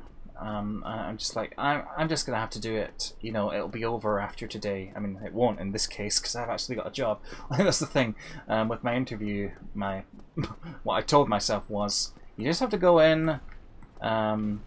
You just have to do this interview. It'll take an hour, and then it'll be over, and you don't have to worry about it. They'll say they'll reject you, and then you'll go back to not having to do anything with your life, and you can just, you know, play Elder Scrolls Online all day.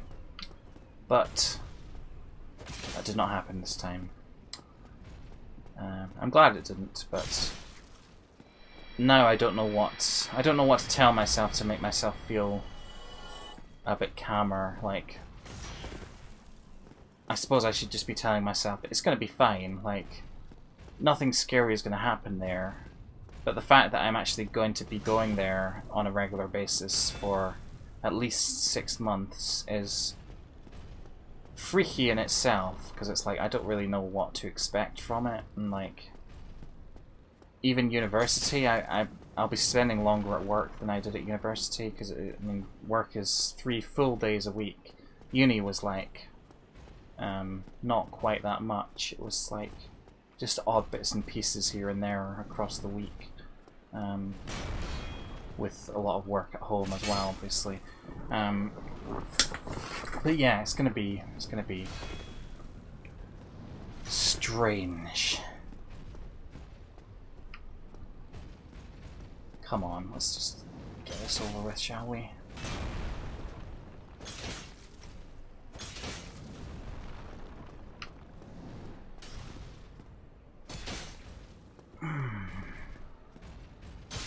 Kind of got myself nervous about it now. I shouldn't have done that. I shouldn't have talked about the panicky feeling, because that does sometimes bring it on a bit.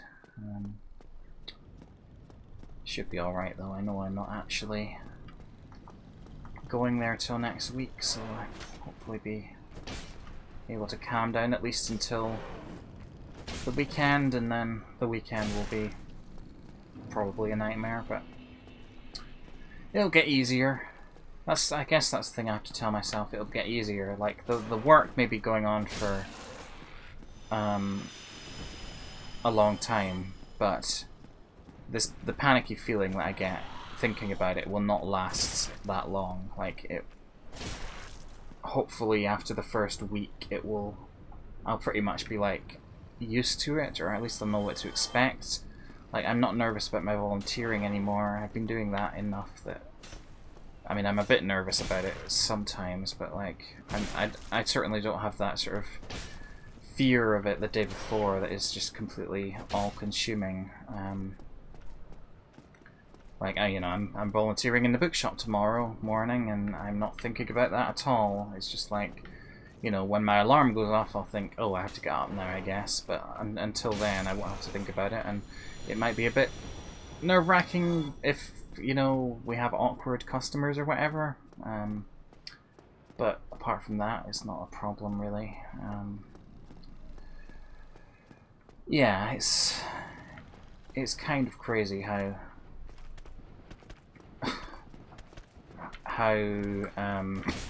much less scared of things like that I am now. Oh, for God's sake. I shouldn't talk about life stuff and try and play Dark Souls at the same time.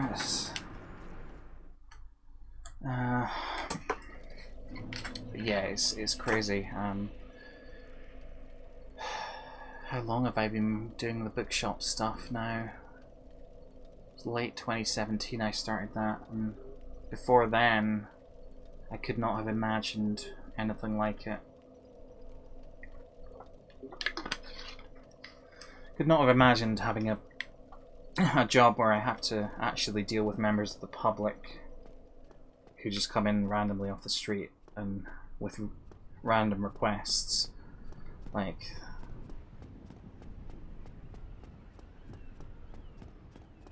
I can hardly believe that I actually do that. For so long it just seemed like an impossibility. I couldn't even go into shops and buy things without getting really, really anxious. Like, I still don't particularly like doing that, to be honest, unless there's self-checkouts, but I'm not as anxious as I was about it, and part of that is probably because I have worked behind the till now, and I know, you know, it's not, you know, I'm not judging every person that comes in there and being like, well, this guy's an idiot. You know, I'm just worried that I'm pressing the right buttons on the till, basically. That's my concern. I'm not making the arse of myself, and that's probably what most people are worrying about, rather than judging other people all the time. Yeah, the world seems like quite a different place now than it did to me a few years ago. It felt so alien and unfriendly and just unknowable. Now it's getting a little more familiar. And, you know, obviously there are parts of it that are unfriendly, but generally that's not the case. Poof! It's intense. These last few years have been intense in a sort of non-intense way. They've been... I don't know even know how to describe it. Like, my actual experience of working at the bookshop and at the other charity that I work at, like, it's not intense in the slightest. The fact that I'm doing it, and the fact that I now have a job, that's just unbelievable to me. So yeah, I should stop going on and on about it, but it's hard not to, because, like, at least until recently I didn't hear about other people that were in my situation at all. Like, you don't, I mean, the thing about people who are kind of isolated and not really that involved in society is you don't hear from them. So there's sort of this illusion that everyone else is really well connected and is out there doing things, and everyone has a job, everyone, you know, has certain shared experiences that you're not a part of, and you feel kind of, you know, when conversations turn to actual adult stuff like, oh, getting a mortgage, or, you know, even just renting a flat, or taking driving lessons, or whatever it is, then you just start feeling like, oh, well, this is the part of the conversation where I bow out because none of that applies to me. But it's, you know, you feel like everyone else in the world is growing up in the way that is expected of people, and you feel like you're the only one who isn't, and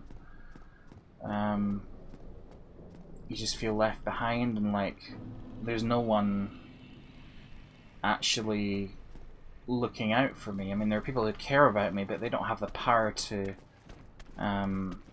do anything. They don't have the power to, like, actually, you know, change my life and actually find me a route into, you know, being the person that I want to be. And it's not about being, not necessarily about being the person that society wants you to be, because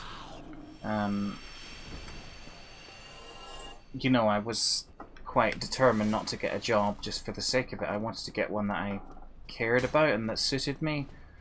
But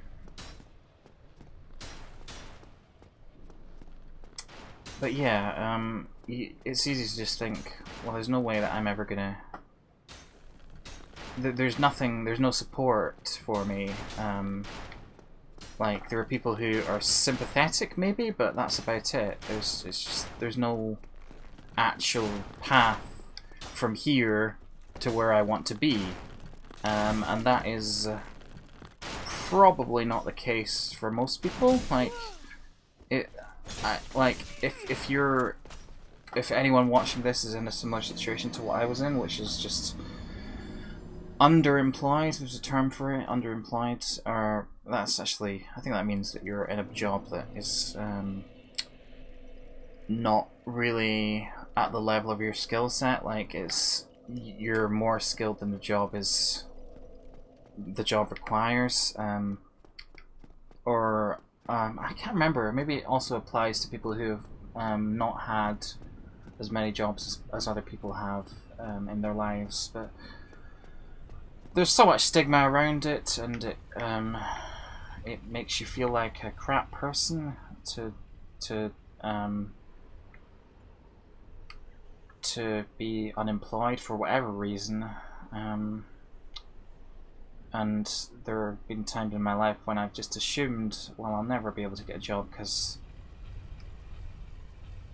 I'm just too anxious for it, and I'm not the sort of person who can deal with other people on a regular basis.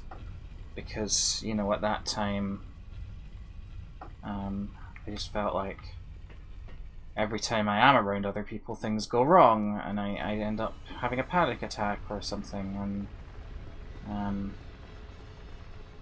and you know, there's just no way.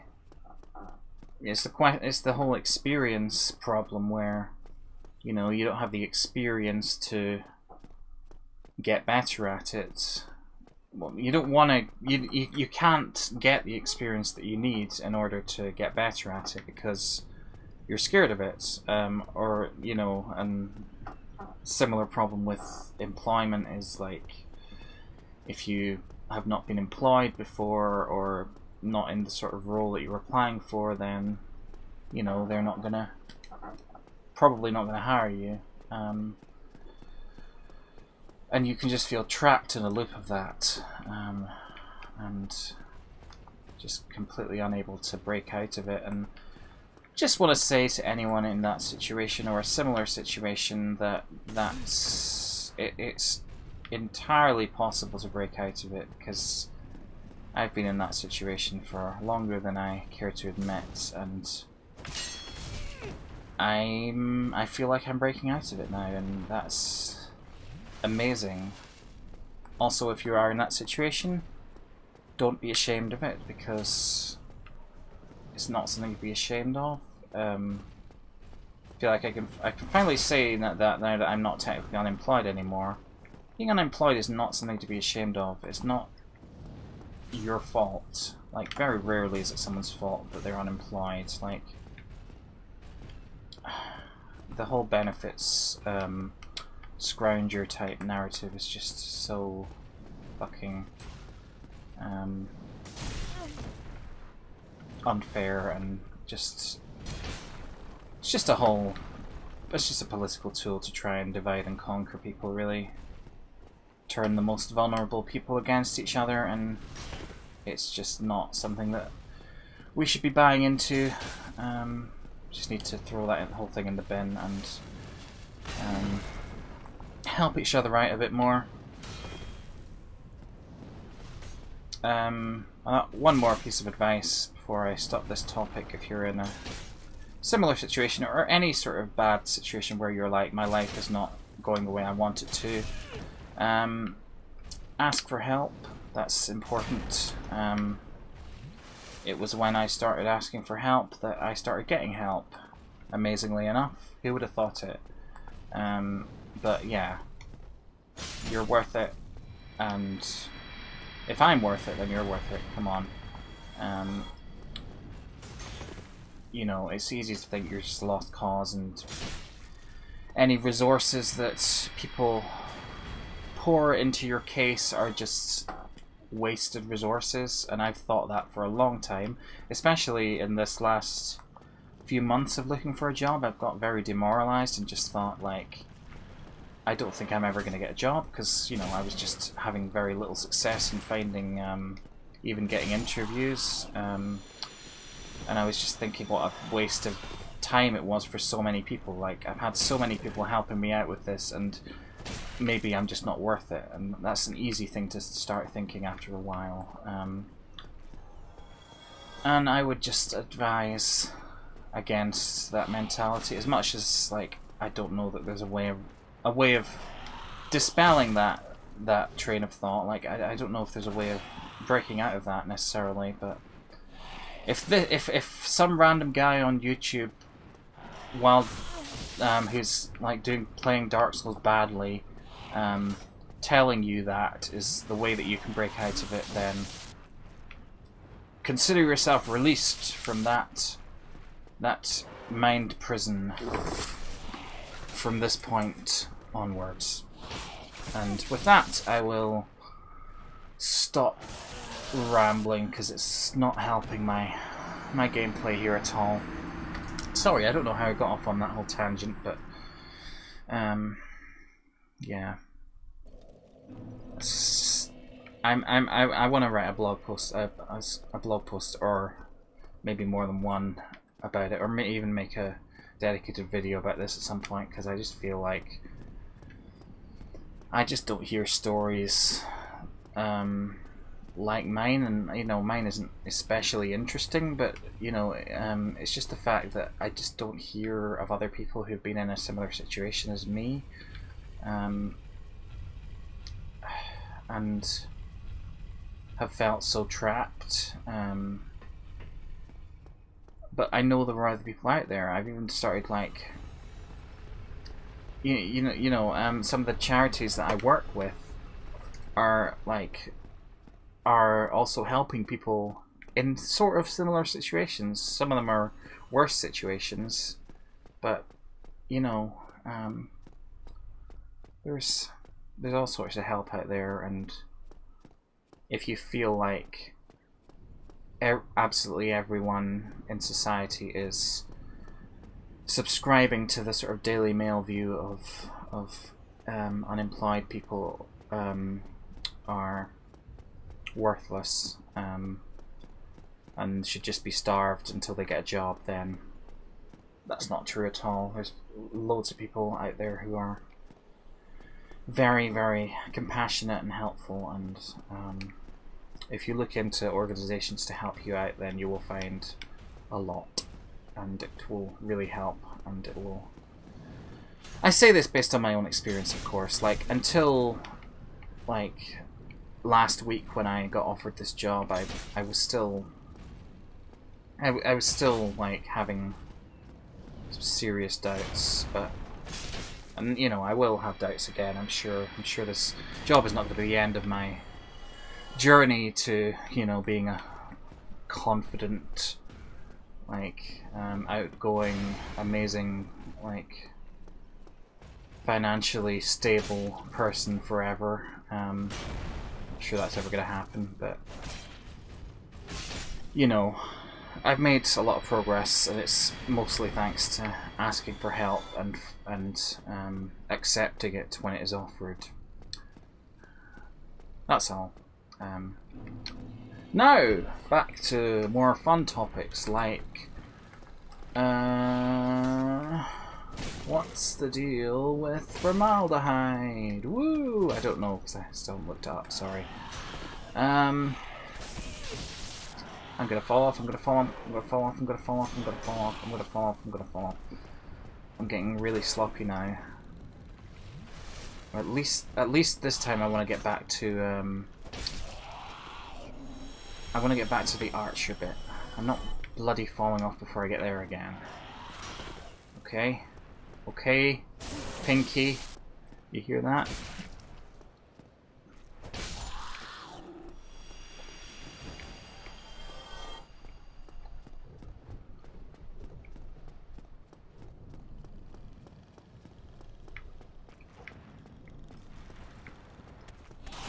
Oh god, no! No! Oh god, I was really careless there. I just charged right into this place without even bloody looking, and now I'm gonna get... Oh my god. Ah, maybe I need to stop. I'm making backwards progress now. Oh my god. What's wrong with me? Right, okay, I'm gonna be careful this time. I'm gonna be super careful until I get to the archers, and then I'm gonna just charge in there again, because there's no way of being careful. I just have to sort of run in and hope blind luck will carry me through. Which it very rarely does.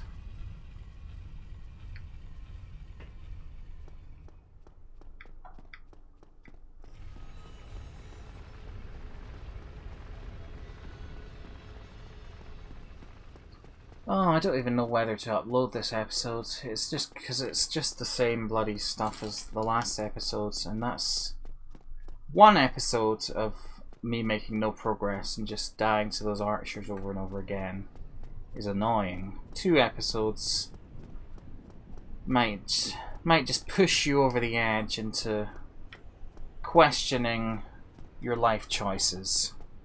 Why are you watching this? I mean, in some ways that's probably a good thing. Maybe that's the nudge you need to get you to work on that project you've been meaning to work on for ages, instead of watching this. Yeah, go and, I don't know, plant a tree, knit a jumper, carve yourself a big shield, preserve some bodies in formaldehyde, whatever creative thing sparks your imagination.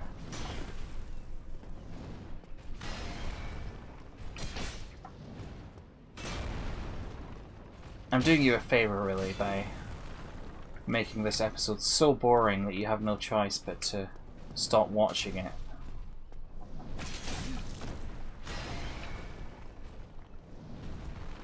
I'm making a statement. This is really more of an artistic statement than entertainment. It's more like a sort of what's the word? It's a performance art piece where I'm just like rambling about nonsense and fighting the same enemies over and over again and seeing how long it takes. Isn't there the theatre of the absurd? Didn't they used to do stuff like that, where it's like they just do the same really repetitive play over and over again until every member of the audience had walked out? I don't know if that's a myth or not, but I'm sure I've read that that was a type of theatre that was done for a while. And that this could be seen in the spirit of that, albeit unintentionally in the spirit of that. I'm just slowly driving all my viewers away. I mean, I say slowly, it probably won't take long considering there's 2 of us that I know of, including myself. And I'm pretty sure I've already driven myself away because I don't want to watch this episode again.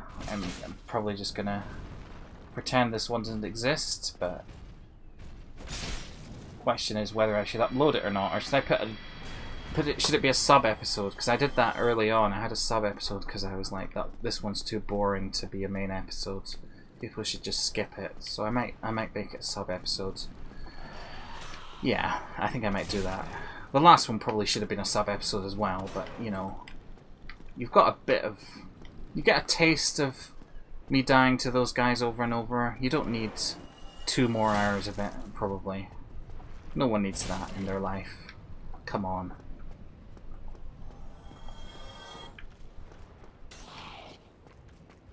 Write the great American novel. Even if you're not from America, just try and write it anyway.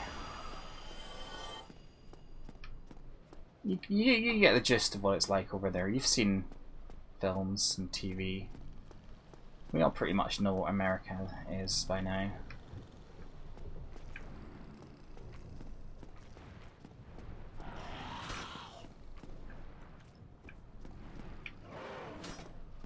I mean, the GTA games are made by, I mean, they're made by teams all over the world, but like largely by game developers in Edinburgh, so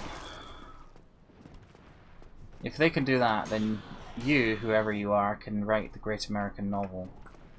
Despite, well, maybe you are American, in which case, try and write the great Swedish novel or something.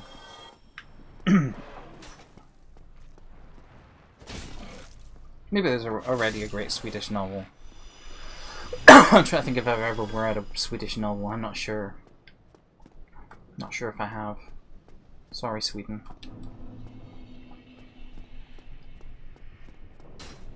Maybe we should try and go around the world in our book club. Like, maybe we should try and read a novel from every country in the world. That'd be a fun little thing to do. It would take a while.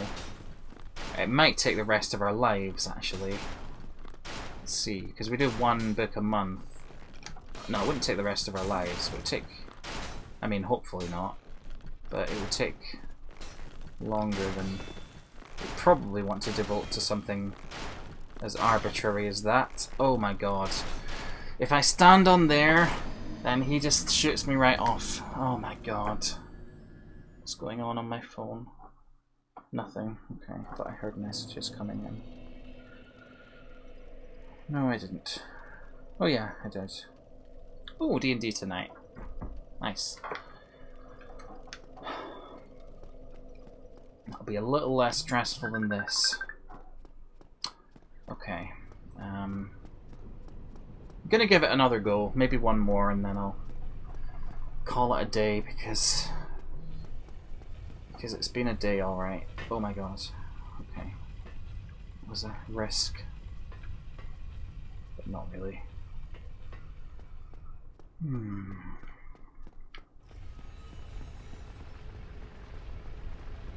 I feel exhausted and I haven't really done anything today apart from play this. Deary me, what's the effect it has on me? Oh, I also made a phone call and received another phone call. That's probably why I'm exhausted. Phone calls really take it out of me. You want to talk about things that make me nervous beforehand, phone calls always do. If I know I have to make a phone call, it's a good way to ruin a whole day for myself. Possibly more than a day. I'm thinking about it beforehand. Oh god. It's the worst.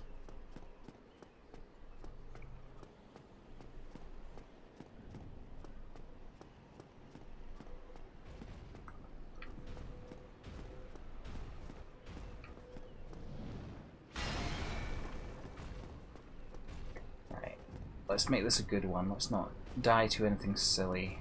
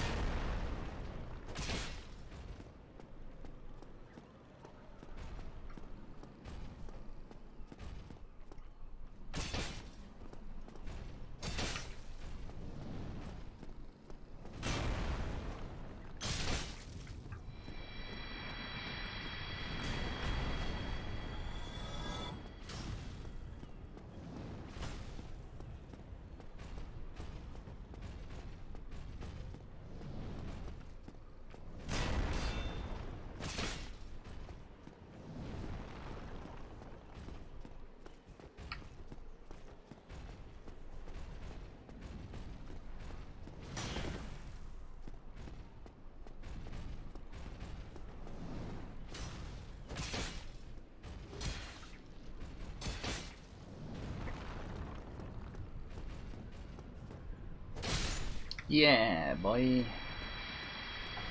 Okay. Doing well, doing well.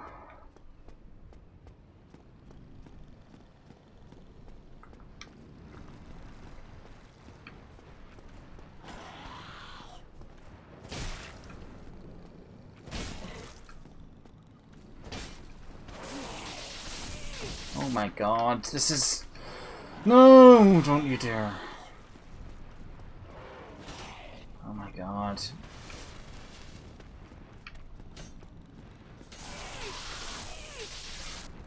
Flip off.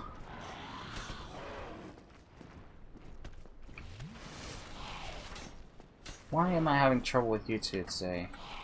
Well, because I'm fighting two of you at the same time. That's never the best idea. How did that end up happening? It's not fair. Okay, only one left then. That's good. You can just bugger off then. Right. Right. I have to do this carefully. I have to do this cleverly. I have to do this well.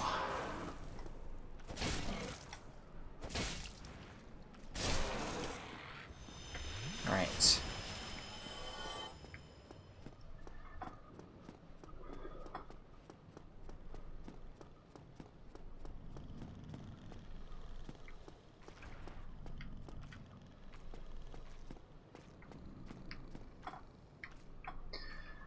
Oh my god, I have made no progress since coming back to this game.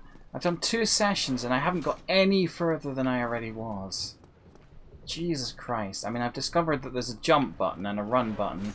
Apart from that, nothing. Something I should have known from the beginning.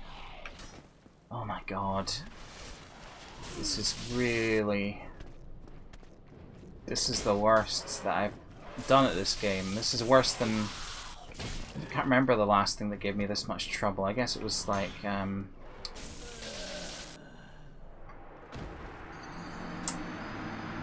The boss in Sans Fortress was a bit of a nightmare as well. But this feels like I've been stuck here for even longer. Okay. Last one. I'm gonna get there this time and I'm gonna... I don't know, I'm gonna die in a new and unique way. I have not died before, and that will be called progress. Okay? That's my aim.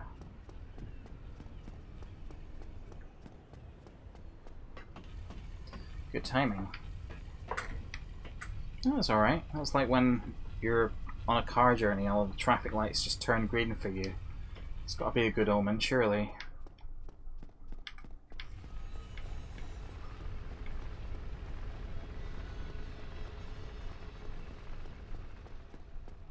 Sick of this place now.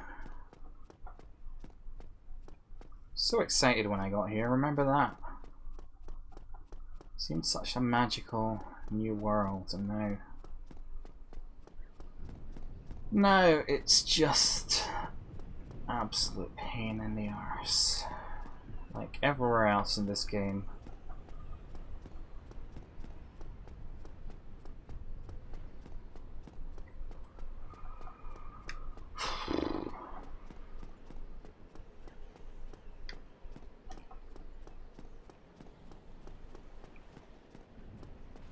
Hello.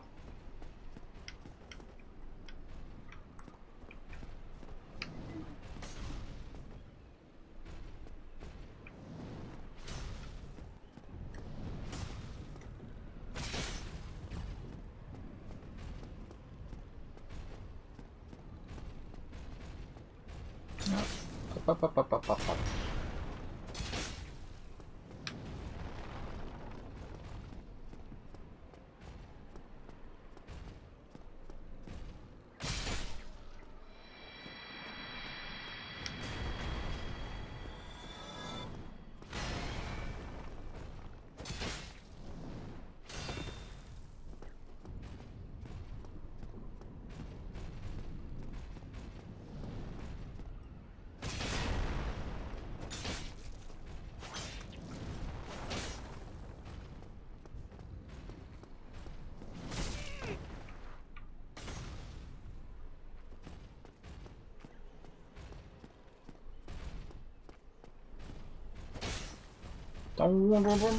There we go. Right. Flamingos. Your time has come.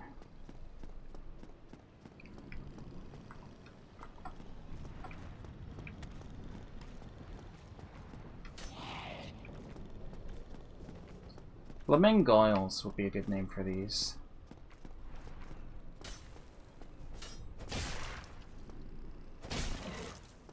Don't they? Is there a way of seeing a creature's name in Dark Souls unless it's a boss? I'm not sure if there is. I'm gonna call them Flamingoils from now on, if I remember.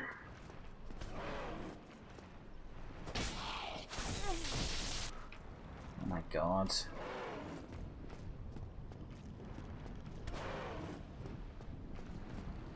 I just gave you a nice name. You shouldn't be attacking me. You should be thanking me.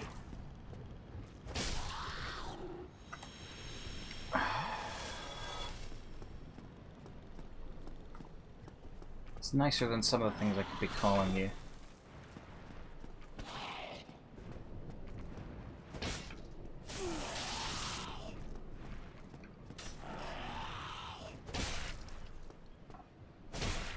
Whee!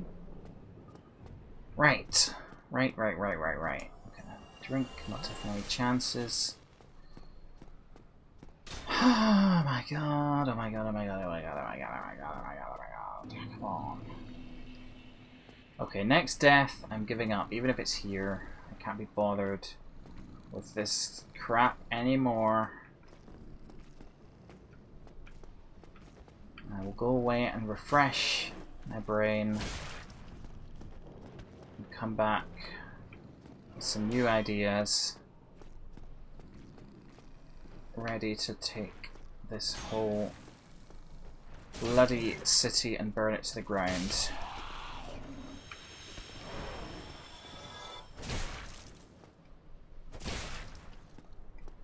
I mean, it's going to be hard because it's made of stone and like marble and stuff. Everything burns if you have enough heat. Right, okay. What's my strategy here? I think I should go left. Should I? I don't know. I don't know anymore. I feel like the only way onwards is round to the right, so maybe I should go that way. Is that way up there? Like, if you look on the right of the screen, just to the left of that little spire there, there's that ledge that goes around the tower. And I feel like if I keep going around there, I'll get somewhere. But it's just that bloody knight is in the way. That's all. Okay, I'm gonna freaking run. Just gonna run and see what happens. I still don't have a better strategy. Even after all this time, this is all I can think to do is just run along this freaking ledge and try not to fall off, but also then fall off. Because what else is gonna happen realistically? There. Oh well, I got stabbed. I didn't fall off. I'm still safe on that ledge. I'll take it, and that guy just fell off, but he's going to come back anyway, because he's a bastard. Okay, well, I hope you've enjoyed this episode of MoleDark. Not sure if I have. Not sure if anyone could enjoy this one. So yeah, it'll probably be a sub-episode. Next time I might do some off-recording research, or, well, not research, because I don't want to look up solutions. That just does feel like cheating. But I'll maybe experiment a little bit, see if I can find any other ways to go, any other upgrades I can make to my kit that might help out. Until then, bye.